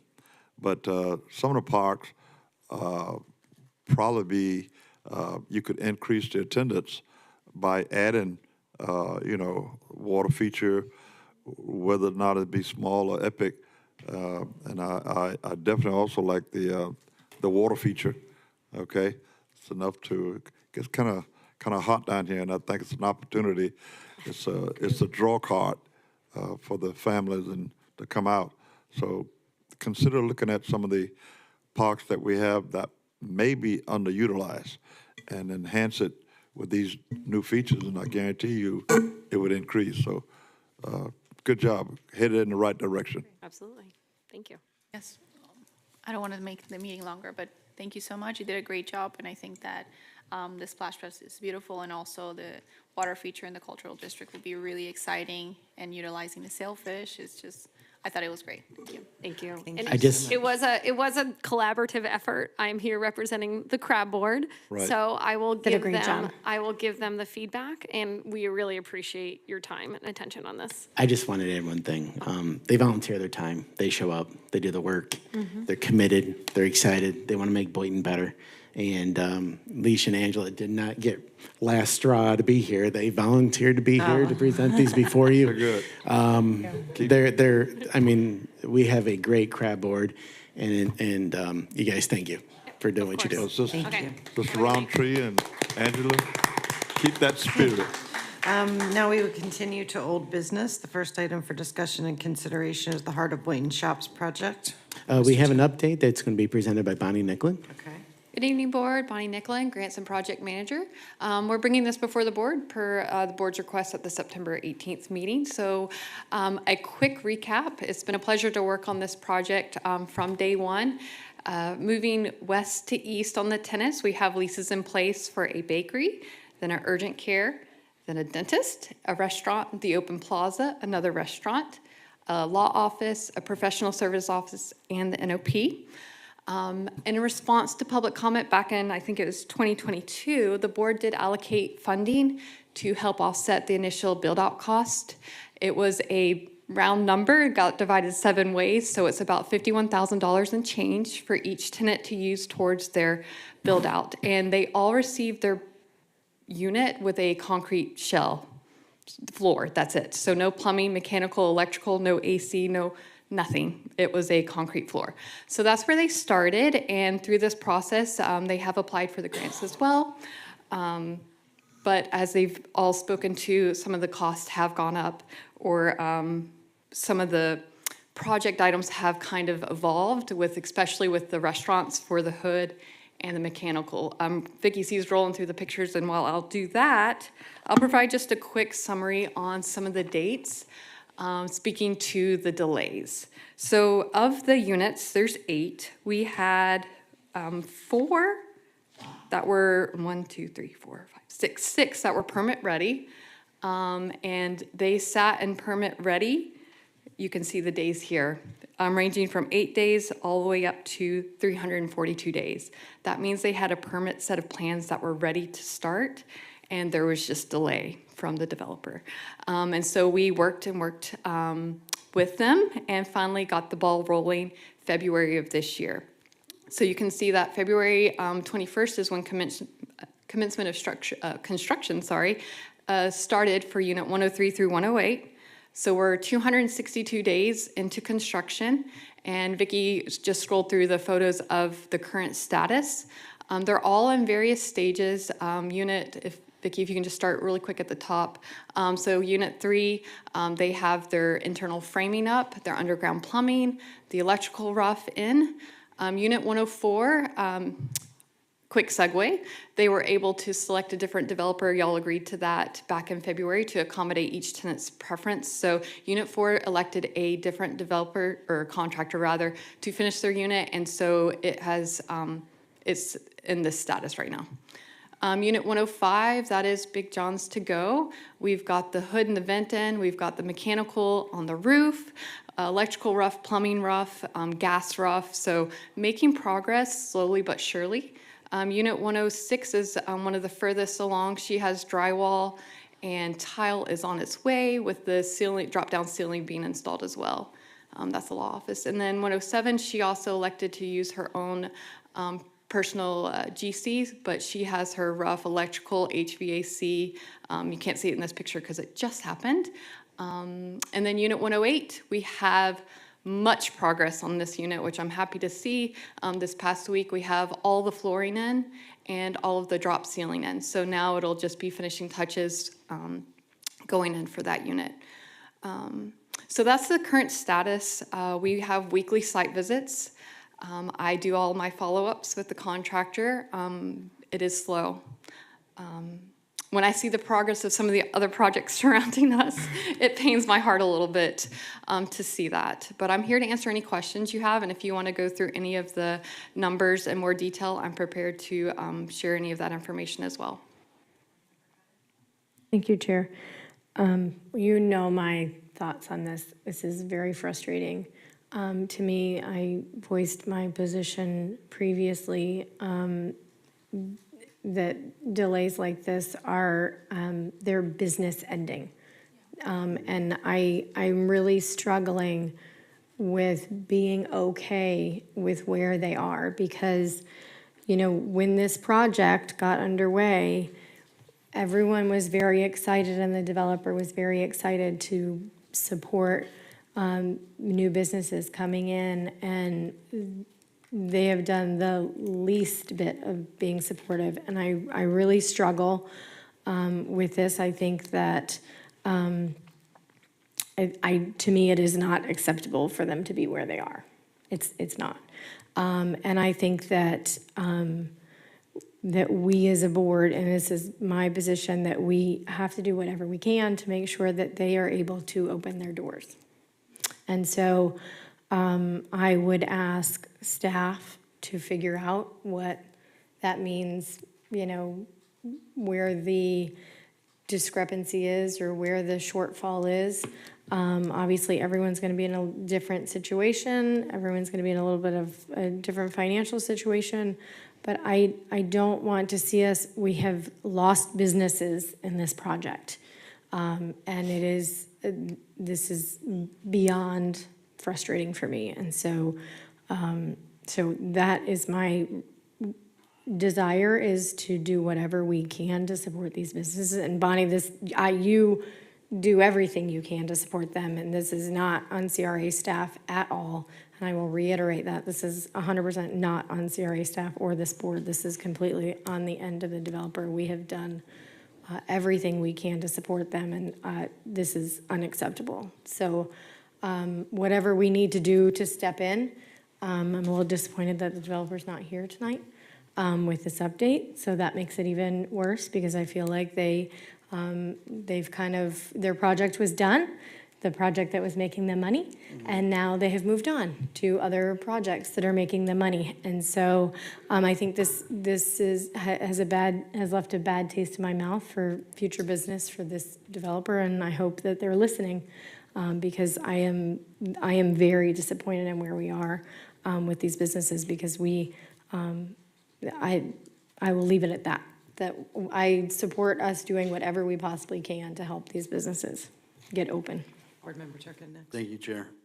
Catherine, do we, or actually, let me start with Tim first. Tim, do we know the occupancy rate for the residential portion? For their, they have the CO for both, right? Yeah, They have been 100%. fully occupied since They're they fully opened. occupied, okay. Yeah, they received their residential So this COs. isn't a matter of funding or anything, right? This is just. No. This is a matter of priorities. Yeah, okay, so what, do we know what incentives, because this was before I was elected, this project, what incentives that we gave the, who was it? Centennial, but I know there was a different, Centennial is different now than what it was back then as far as the principles, which I think regardless doesn't matter. My point being, do we know what incentives that the CRA had provided? Like what TIF, I think TIF was one of them. It is. Okay, anything outside of TIF? Did we deed any land? We had the commercial, oh, yes. I mean, this Yeah. project has been heavily subsidized. I couldn't even off the top of my head recall all the different funding sources. I can. Oh, well, Bonnie Sorry, can. but I can. I live and breathe this project. So yes, if you go all in with land and all the agreements, it's approximately $8 million. So it's about $3 million in land acquisition. It's 1.6 in a TURFA. It was 430 in the P&D.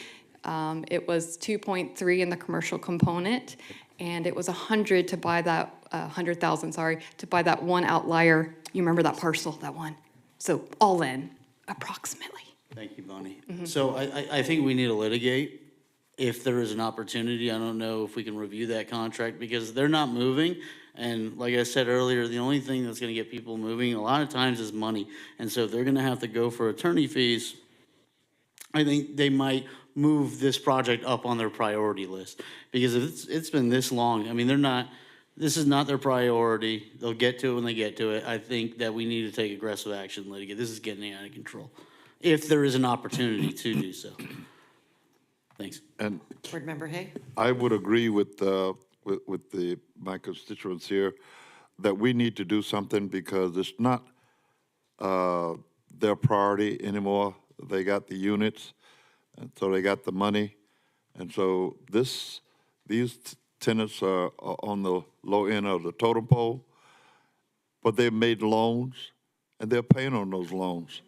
So this is out-of-pocket money that they're essentially losing, okay, with no business to compensate for that. So whatever we can do from a legal standpoint, I've tried to make some phone calls. I haven't made one lately, but I am planning on doing that again to talk directly to the developer. That I don't know how that works legally, but I do know him, okay, and I want to try to put some pressure on him again. But if it comes down to it, I'm willing to support going that route that Board Member Turkin just stated, that we have to do something to help these tenants who've been waiting and waiting and waiting, and nothing has happened because we are not a priority. So it's about time that we move. And you said Centennial has changed now, so what did they change No, ownership? as far as their, Okay, so who is the partner? Yeah, it's only family. So can we find a clause in the contract that talks about the commercial area where they've potentially breached their side of the contract or? So I'll decline to offer litigation strategy here at the dais, but my office will take your direction under advisement and will respond. And by the next meeting, I'll have discussed with each of you possibilities and potentially put an item on here to call for a shade session. Okay. in the meantime, on a staff level, if one of you would volunteer to meet with staff and we can meet with the principal and owner on a weekly basis until such time as the ship has been, steered correct, to show that there is, from the dais, not only staff urgency, tenant urgency, but as well as the board is supporting that they need to make a commitment to finalize this project and get our tenants in there. I'm willing to do that. Okay. Yeah. Good. Okay. Okay. Your chair. Yeah, of course. Any other questions or comments on this issue? No, but then, I mean, that's, and then if staff could get back to us as far as, anything even financially that how we can assist. Because I know it's kind of it's a mixed bag depending on who It we're is, and talking about. we have to look at Yeah. this from a different Right. equitable stand. I do want to ask a question, and it's, can we look at the grants that we've been providing to the local businesses and find a reasonable, similar percentage to really help different kinds of businesses in the same way? For example, I know we've talked about how creating an office space is less expensive than, for example, creating a restaurant or a medical facility. And sometimes when we look at the amounts that we're providing as a grant, if we look at the percentages, can we see what they are? Yes, so the chart on the screen Vicki said is approximate cost of where we are right now. Again, this is just for the shell of the building, or for their build out rather, sorry, not the equipment. So strictly mechanical, electrical, plumbing, flooring, drywall, insulation. This is where we're at. I know it's a lot of numbers to digest, but if you go down to see 2 lines under the highlight, Vicki, see if you can scroll down. Keep going, you'll see a big yellow bar. Yeah, so 2 lines below, you can see the current percentage of the cost we're covering. This is broken down by discipline, so you can see their plumbing costs, the electrical. I do want to note that for Unit 105, we don't have the final numbers for all the mechanical. So that's why you might see the difference in cost between the 2 restaurants. We definitely expect it to be somewhere similar for that mechanical work. I gave out some scenarios below if you wanted to pursue the proportionate route, because like it's been mentioned, a doctor's office restaurant will have higher build-out expenses versus the professional office uses. So doing a flat number doesn't make sense, because we also want this to be, they're small business owners and they need to put in, their equity as well. So we definitely believe in that. But if there was board consensus to provide additional funding, I have provided some scenarios of what those numbers might look like. And I've worked with finance. Our audit report will be presented to you, where there'll be some more funding to reallocate. So that would be a bucket of money that you could use part of to help with some of these project costs. But again, we defer to the board, and I can run through any of these scenarios if you have any specific questions.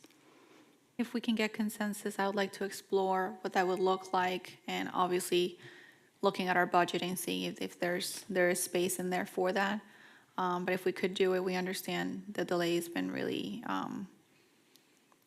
it's just been really terrible for the businesses. And if we could find an opportunity to potentially support a little further, I can't say right now that we can or we can't, but it's something that we can do research on and see.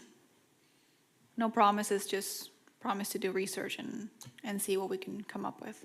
We can run some different scenarios looking at, let's say, established, so you can see that there's different percentages of what we're funding. We can get better idea of the numbers so that it's more complete. And then you could look at, well, what scenario would it look like if you did 35% all across the board as a bare minimum, or 40%, and then we can look at what that total value is and seeing if there's room within our budget, per what Bonnie was discussing, to see if there's an opportunity to provide additional funding for the units on a more equitable basis, because certainly an office space is nowhere near the amount of expenditure as a restaurant use would be.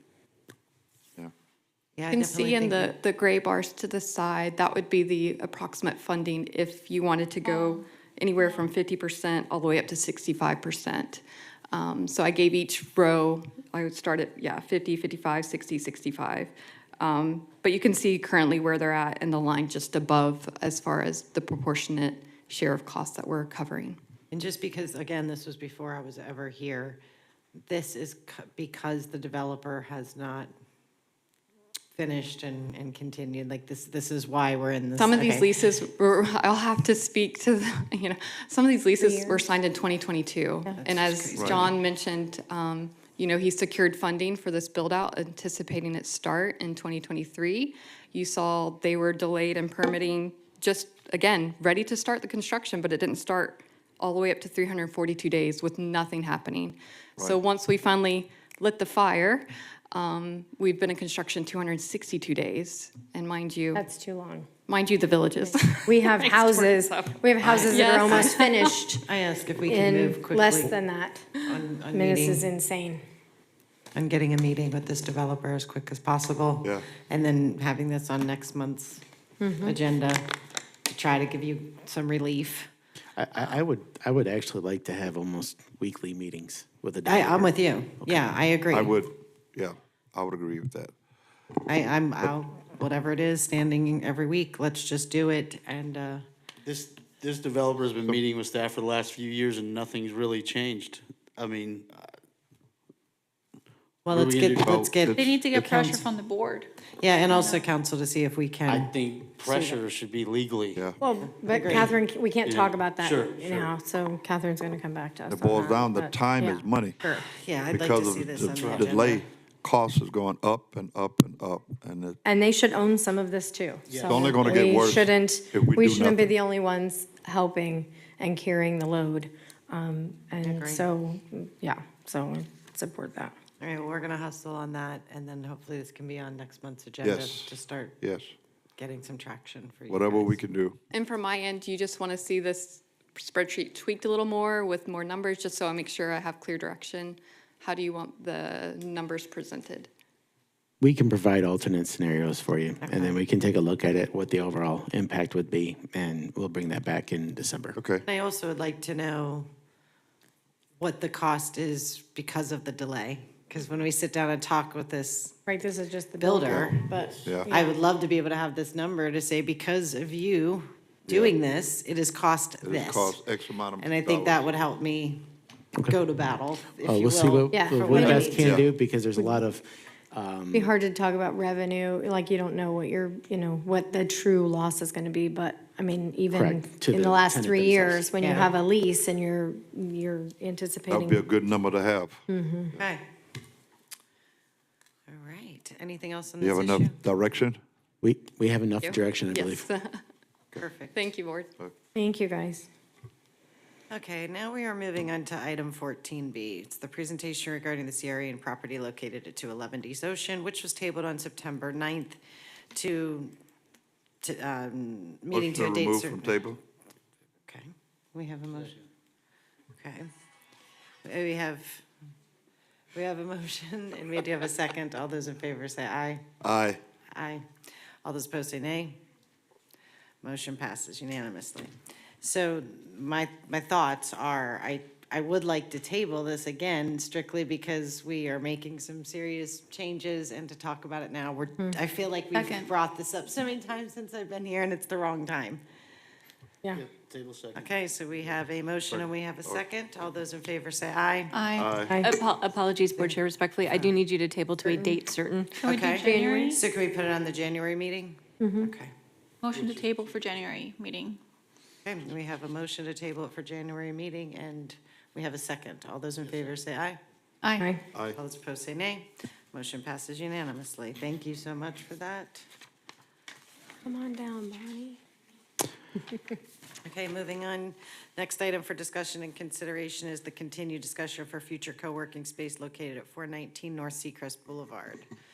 And Bonnie, you're back with us. Yeah, I'm back. Good evening, board. So this is a follow-up to your direction. When we presented this property, we presented a few concepts. The board had consensus to move forward with a co-work. So before we go into spending money and hiring consultants, we wanted to put out a public input survey. So we did. We issued it on September 9th and ran it for a month to October 24th. We used our newsletters, our social media. We partnered with the city's economic development department to get it through their social outlets, and as well as presented at the Business Over Brews activation they do. We had flyers in City Hall. We had flyers in the City Hall library. I personally talked to all the regulars at the tables just to get the overall interest in having a co-work space. So I'm going to run through these real quick. Overall, the consensus was yes, they have interest in a co-work space. We had 96 responses. The first question was, would you be interested in a co-working space in your community? And yes. The next one was, how often would you use the co-working space? And the biggest was weekly, and then the other options are there. The next one was, what time of day would you most likely use a co-working space? Most mornings and afternoons, so not much demand for a weekend. What type of work? So of the surveys, most of them already work remote, and they just want a space to come and work in.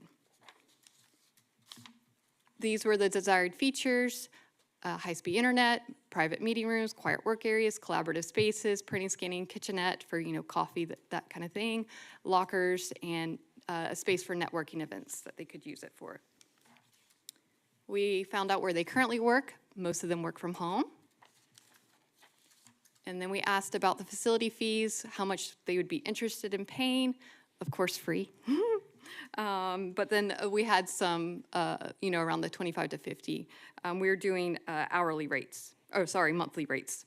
Sorry, this is all monthly rates. I should have notated that. My bad. And then we also had a fee structure, how they would want to pay. Mix of both, per hour and monthly. What kind of events and programming would they like to use?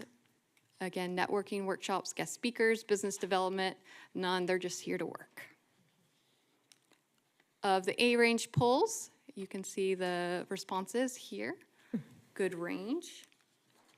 And then just the overall comments, great addition.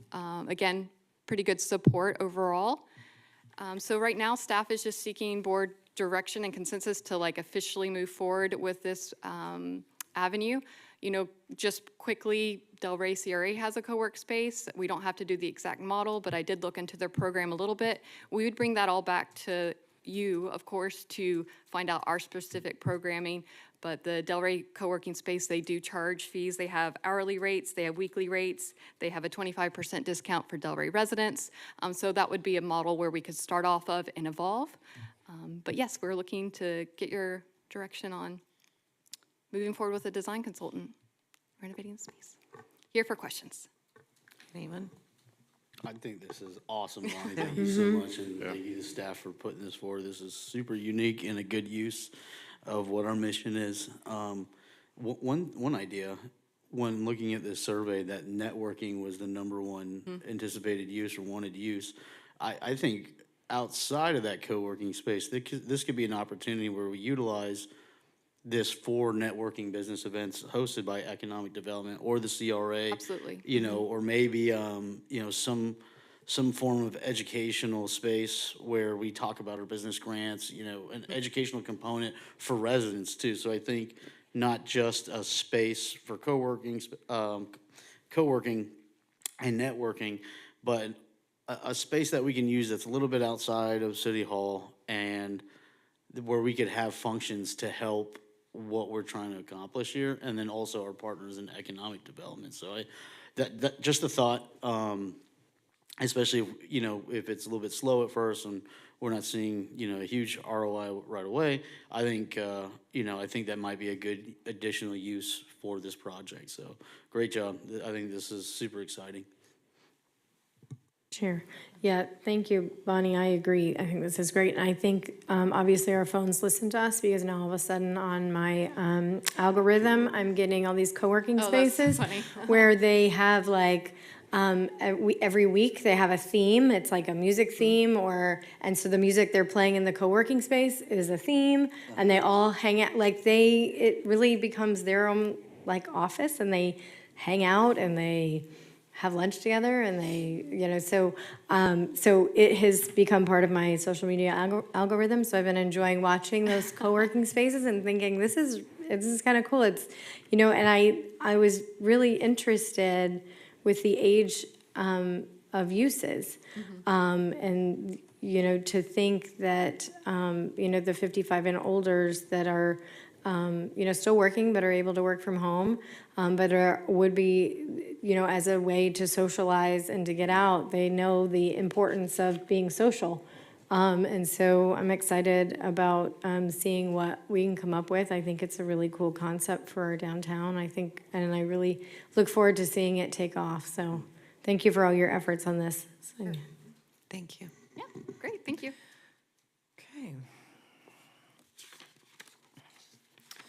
All right, the next item for discussion and consideration is the consideration of revised Exhibit A to the interlocal agreement between the Boynton Beach CRA and the City of Boynton Beach for funding, construction, and personal services. Mr. Tack, is this one on you? It is. So as we had approved a master interlocal agreement with the city for city implemented projects that are funded by the CRA. We had that approved back in September. Because of the inn coming in at $575,000 and a 10% contingency, we are revising or asking the board to revise the Exhibit A of the master ILA to up to a total cost of $623,500. Motion to approve. Second. We have a motion to approve and we have a second. All those in favor say aye. Aye. Aye. All those opposed say nay. And motion passes unanimously. Moving on. We are now moving on to new business. The next item for discussion and consideration is the discussion and consideration of 2026 CRA board meeting dates. Mr. Tack. All right, the item before the board is the future dates for the CRA board meetings. Vicky took great lengths of looking at potential conflicts, and we're looking at January 13th as being in conflict with the Palm Beach County Days in Tallahassee. As such, we have proposed alternative dates, that being Wednesday, January 7th, Thursday, January 8th, which is before, or perhaps afterwards, January 12th. Also, keep in mind that the January meeting, we were proposing doing a joint joint meeting with the city, which would be held before that meeting. So to that point, because we're not having a second commission meeting in December, our January, the first meeting in January is going to be a long one. So then I would hate to have a long Tuesday night meeting and then have another meeting Wednesday night. Tallahassee, I'm not traveling until the 13th. I don't know if others would go up on Monday, but I would be amenable to doing on Monday, the 12th. I'm going up on Monday. Okay. Yeah, I was going to propose. Thursday, the 8th. I was going to propose the 8th. That's fine. I don't know if anyone's okay with that. Gives us a Or we can do the day. 9th. You guys want to come in on a Friday? No? That was not on the option. Joke. No. But you guys can do that if you want. Can I answer it really quick? No. Yeah. I'm okay with the 8th. Yeah, I'm That's okay fine. with the 8th. Okay. Okay, we'll take that as consensus. You do need a vote on the board dates. Oh, sorry. And then we have Well, to we have one discuss more. March as well. I was just gonna keep going. Oh, yeah, sorry, I thought you meant on No, the no, no. full schedule. All right, so we also have a conflict on March 10th, which is the municipal election day. Usually we typically move it the day before. The 9th? I mean, I'm not even running, but I know I wouldn't want that. You guys, when you have to run, you're up at 4 o'clock in the morning for election day. And that's rough. But I'm not running, so I'm gonna defer to. Two of you. We could also move it, Just one of us. Yes. We're Woodrow. She's the only one running. I don't think anyone's running against you. I don't think. What's the deadline? But I have to make it. When will you know? The But just to 25th. be safe. 25th. we also, Almost there. Yeah, can we revisit this one after? you can do that as We well. know. It's up After to you. January qualifying. is a little more time sensitive Yeah, than March. let's Yeah, do let's that. do that, just Yeah. because it'd be stupid to change it Table now this and to then we might January. not have to. Perfect. Okay. All right. And also, just so we were looking at doing a joint meeting in either May or June, which could be determined at a later time as well, if you like. Perfect. Yeah, I would hope we can do it in May, not June. I do have some obligations that I will be out of town for a couple of Plus, weeks. Yeah, plus it'll May's be better before advantageous for December. budget season as well. Yeah. Okay. Yeah, and that'll be well in advance of the budget, so I think May is the best time. Sounds good. Yeah. What day in May are we thinking? We were looking at piggybacking on our May meeting.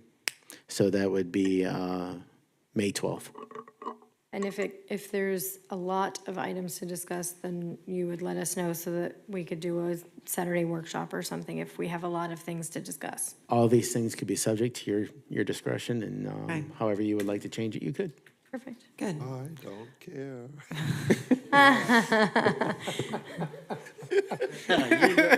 I wouldn't either if I were you. All right. Which was like, not applicable. Not applicable. Okay, so we do we have to redo the You motion? need a motion for January? Motion to move. Motion. January 13th meeting to January 8th. Sorry, you need to adopt all of the board dates by motion. Okay. Motion to adopt all of the board dates with the exception of March 10th. We will reset at a later date, but March 13th is being moved to March 8th, or January 8th, January 13th to January 8th. Golly. I gotcha though, I got okay. you. Second. Okay, we have a motion for all of that and a second. All of those in favor say aye. Aye. Aye. All those Aye. opposed say nay. Aye. Motion passes unanimously. Okay, the next item on discussion and consideration is the consideration and approval of interlocal agreement between the CRA and solid waste. Mr. Tack? And everybody's, for the benefit of time, I'm going to go into rapid mode here. So, Yes. Yes. On October 8th, we are awarded a full funding request of $75,000 for the demolition of the inn at Boynton here. So we have that award, and we are looking for approval for the interlocal agreement.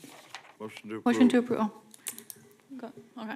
I was just going to read the whole thing. Go That's ahead. okay. Motion to approve the 2025-2026 interlocal agreement between Boynton Beach CRA and Solid Waste Authority of Palm Beach County and authorize the board chair to execute the interlocal agreement. Second. We do have a motion to approve the 2025 interlocal agreement between Boynton Beach CRA and Solid Waste Authority of Palm Beach County and authorize board chair to execute the interlocal agreement. All those in favor say aye. Aye. Aye. All those opposed say nay. Motion passes unanimously. Next item for discussion and consideration is a consideration of an interlocal agreement between CRA and the city of Boynton Beach for funding beautification technician positions. Mr. Tack? All right, per the fiscal year 26 budget adoption, the CRA board approved $147,000 to fund 2 beautification technicians. The item before you tonight is the interlocal agreement to reimburse the city for those 2 positions. Motion to approve the interlocal agreement between the CRA and the city of Boynton Beach for the funding the beautification technician CRA positions. Second. We have a motion and we have a second. All of those in favor say aye. Aye. All those opposed say nay. Motion passes unanimously. Next item for discussion and consideration is the consideration of an interlocal agreement between CRA and the city of Boynton Beach for funding code enforcement officers. Mr. Tack? I might get a little redundant here, but per the fiscal year 26 budget adoption, the CRA board approved $308,965 to fund 4 code enforcement officers. The item before you is the interlocal agreement to reimburse the city for those positions. Awesome. Motion to approve the interlocal agreement between the CRA and the city of Boynton Beach for funding the code enforcement officers. I remember bringing this up a long time ago, and I'm really excited for this. Good. That's it. Second. We have a motion and we have a second. All those in favor say aye. Aye. Aye. All those opposed say nay. And the motion passes unanimously, and I love that motion. Okay. The next item for discussion and consideration is the consideration of interlocal agreement between CRA and City of Boynton Beach for the engineering project manager. Mr. Tack? Again, in accordance with the fiscal year budgeting adoption, the CRA board approved $160,000 again for a engineer project manager. This is the interlocal agreement to reimburse the city for that position, and it's my understanding the city should be pretty close to actually hiring and securing that position here shortly, hopefully. All fingers crossed. The item before you is the interlocal agreement to reimburse the city for that position. Do we have a motion? Motion to approve the interlocal agreement between the CRA and the city of Boynton Beach for the engineer project manager. Second. We have a motion and we have a second. All those in favor say aye. Aye. All those opposed say nay. Motion passes unanimously. Moving on, the next item for discussion and consideration is the consideration of an interlocal agreement between CRA and the city of Boynton Beach for funding BBPD video surveillance cameras. Mr. Tack? As a part of the fiscal year 26 budget adoption, the CRA board approved $60,000 to fund video surveillance cameras. The item before the board is the interlocal agreement to reimburse the city for the procurement of those cameras. Motion to approve the interlocal agreement between the CRA and the City of Boynton Beach for funding BBPD video surveillance cameras. Second. We have a motion and we have a second. All those in favor say aye. Aye. All those opposed say nay. Motion passes unanimously. And we are moving on to H, which we added for the Fourth Amendment to purchase and development agreement. I will continue with the rapid fire theme. But based on Saturday's workshop, the consensus of the board at that time was to reach out to the developer of this parcel to address a parking issue wherein local businesses were concerned that the amount of construction and other personnel parking at the site were interrupting their ordinary commercial businesses. We were able to coordinate with the developer and their attorney over the weekend, and so are bringing before you the Fourth Amendment to the Purchase and Development Agreement. Very simply, it allows the purchaser to designate 30 spots for the exclusive use of their tenants and enforce it as they see fit through signage, towing, fees and vouchers, similar mechanisms. Basically, it's their baby to enforce. They can pick the 30 spots. So most of this parking will remain open to the public, but it's a step towards protecting the commercial uses. I'm happy to entertain any questions. No, thank you, Catherine, for jumping on this. I know this was, I brought this up at the, we had received an email from a tenant, and there was a lot of issues with parking with the construction workers taking up the parking, and by the time her clients and her customers would come, there was no parking. So thank you for jumping on this over the weekend and getting this done. I appreciate that. Motion to approve Fourth Amendment to the Purchase and Development Agreement. Second. We have a motion and we have a second. All those in favor say aye. Aye. All those opposed say nay. Motion passes unanimously. Motion to adjourn. Before we close, All right. I just want to inform you about the Cottage District, the 19. We just had the Yeah, the lottery. Yeah. Okay, and the first go round, I think it was last Friday, I believe it was, or whenever it was. We had 16 of the 19 families got home ownership at that time. So we had 3 left, and we just finished those 3. What day was that? Whatever day that was. So, yeah. Friday. So the bottom line is we have 19 new single family owners for the first time. That deserves a hand. That's awesome. So that's good news. Great news. And the townhomes will be Coming soon. coming shortly. soon Board at Chair. a theater near you. All right. Board Chair, if you would indulge me in just one moment of personal privilege, I would just like to thank Mr. Tack for his working together for the past couple of years. He's been sitting next to me in this interim Yes. role, and I would just like to say thank you to him. Okay, we have Thank you. a motion. Do we have a second? Second. No, I gave the motion, sorry. Yeah, you gave the motion. You're giving the second. All those in favor to adjourn the meeting, say aye. Aye. All those opposed say nay. All right. Okay.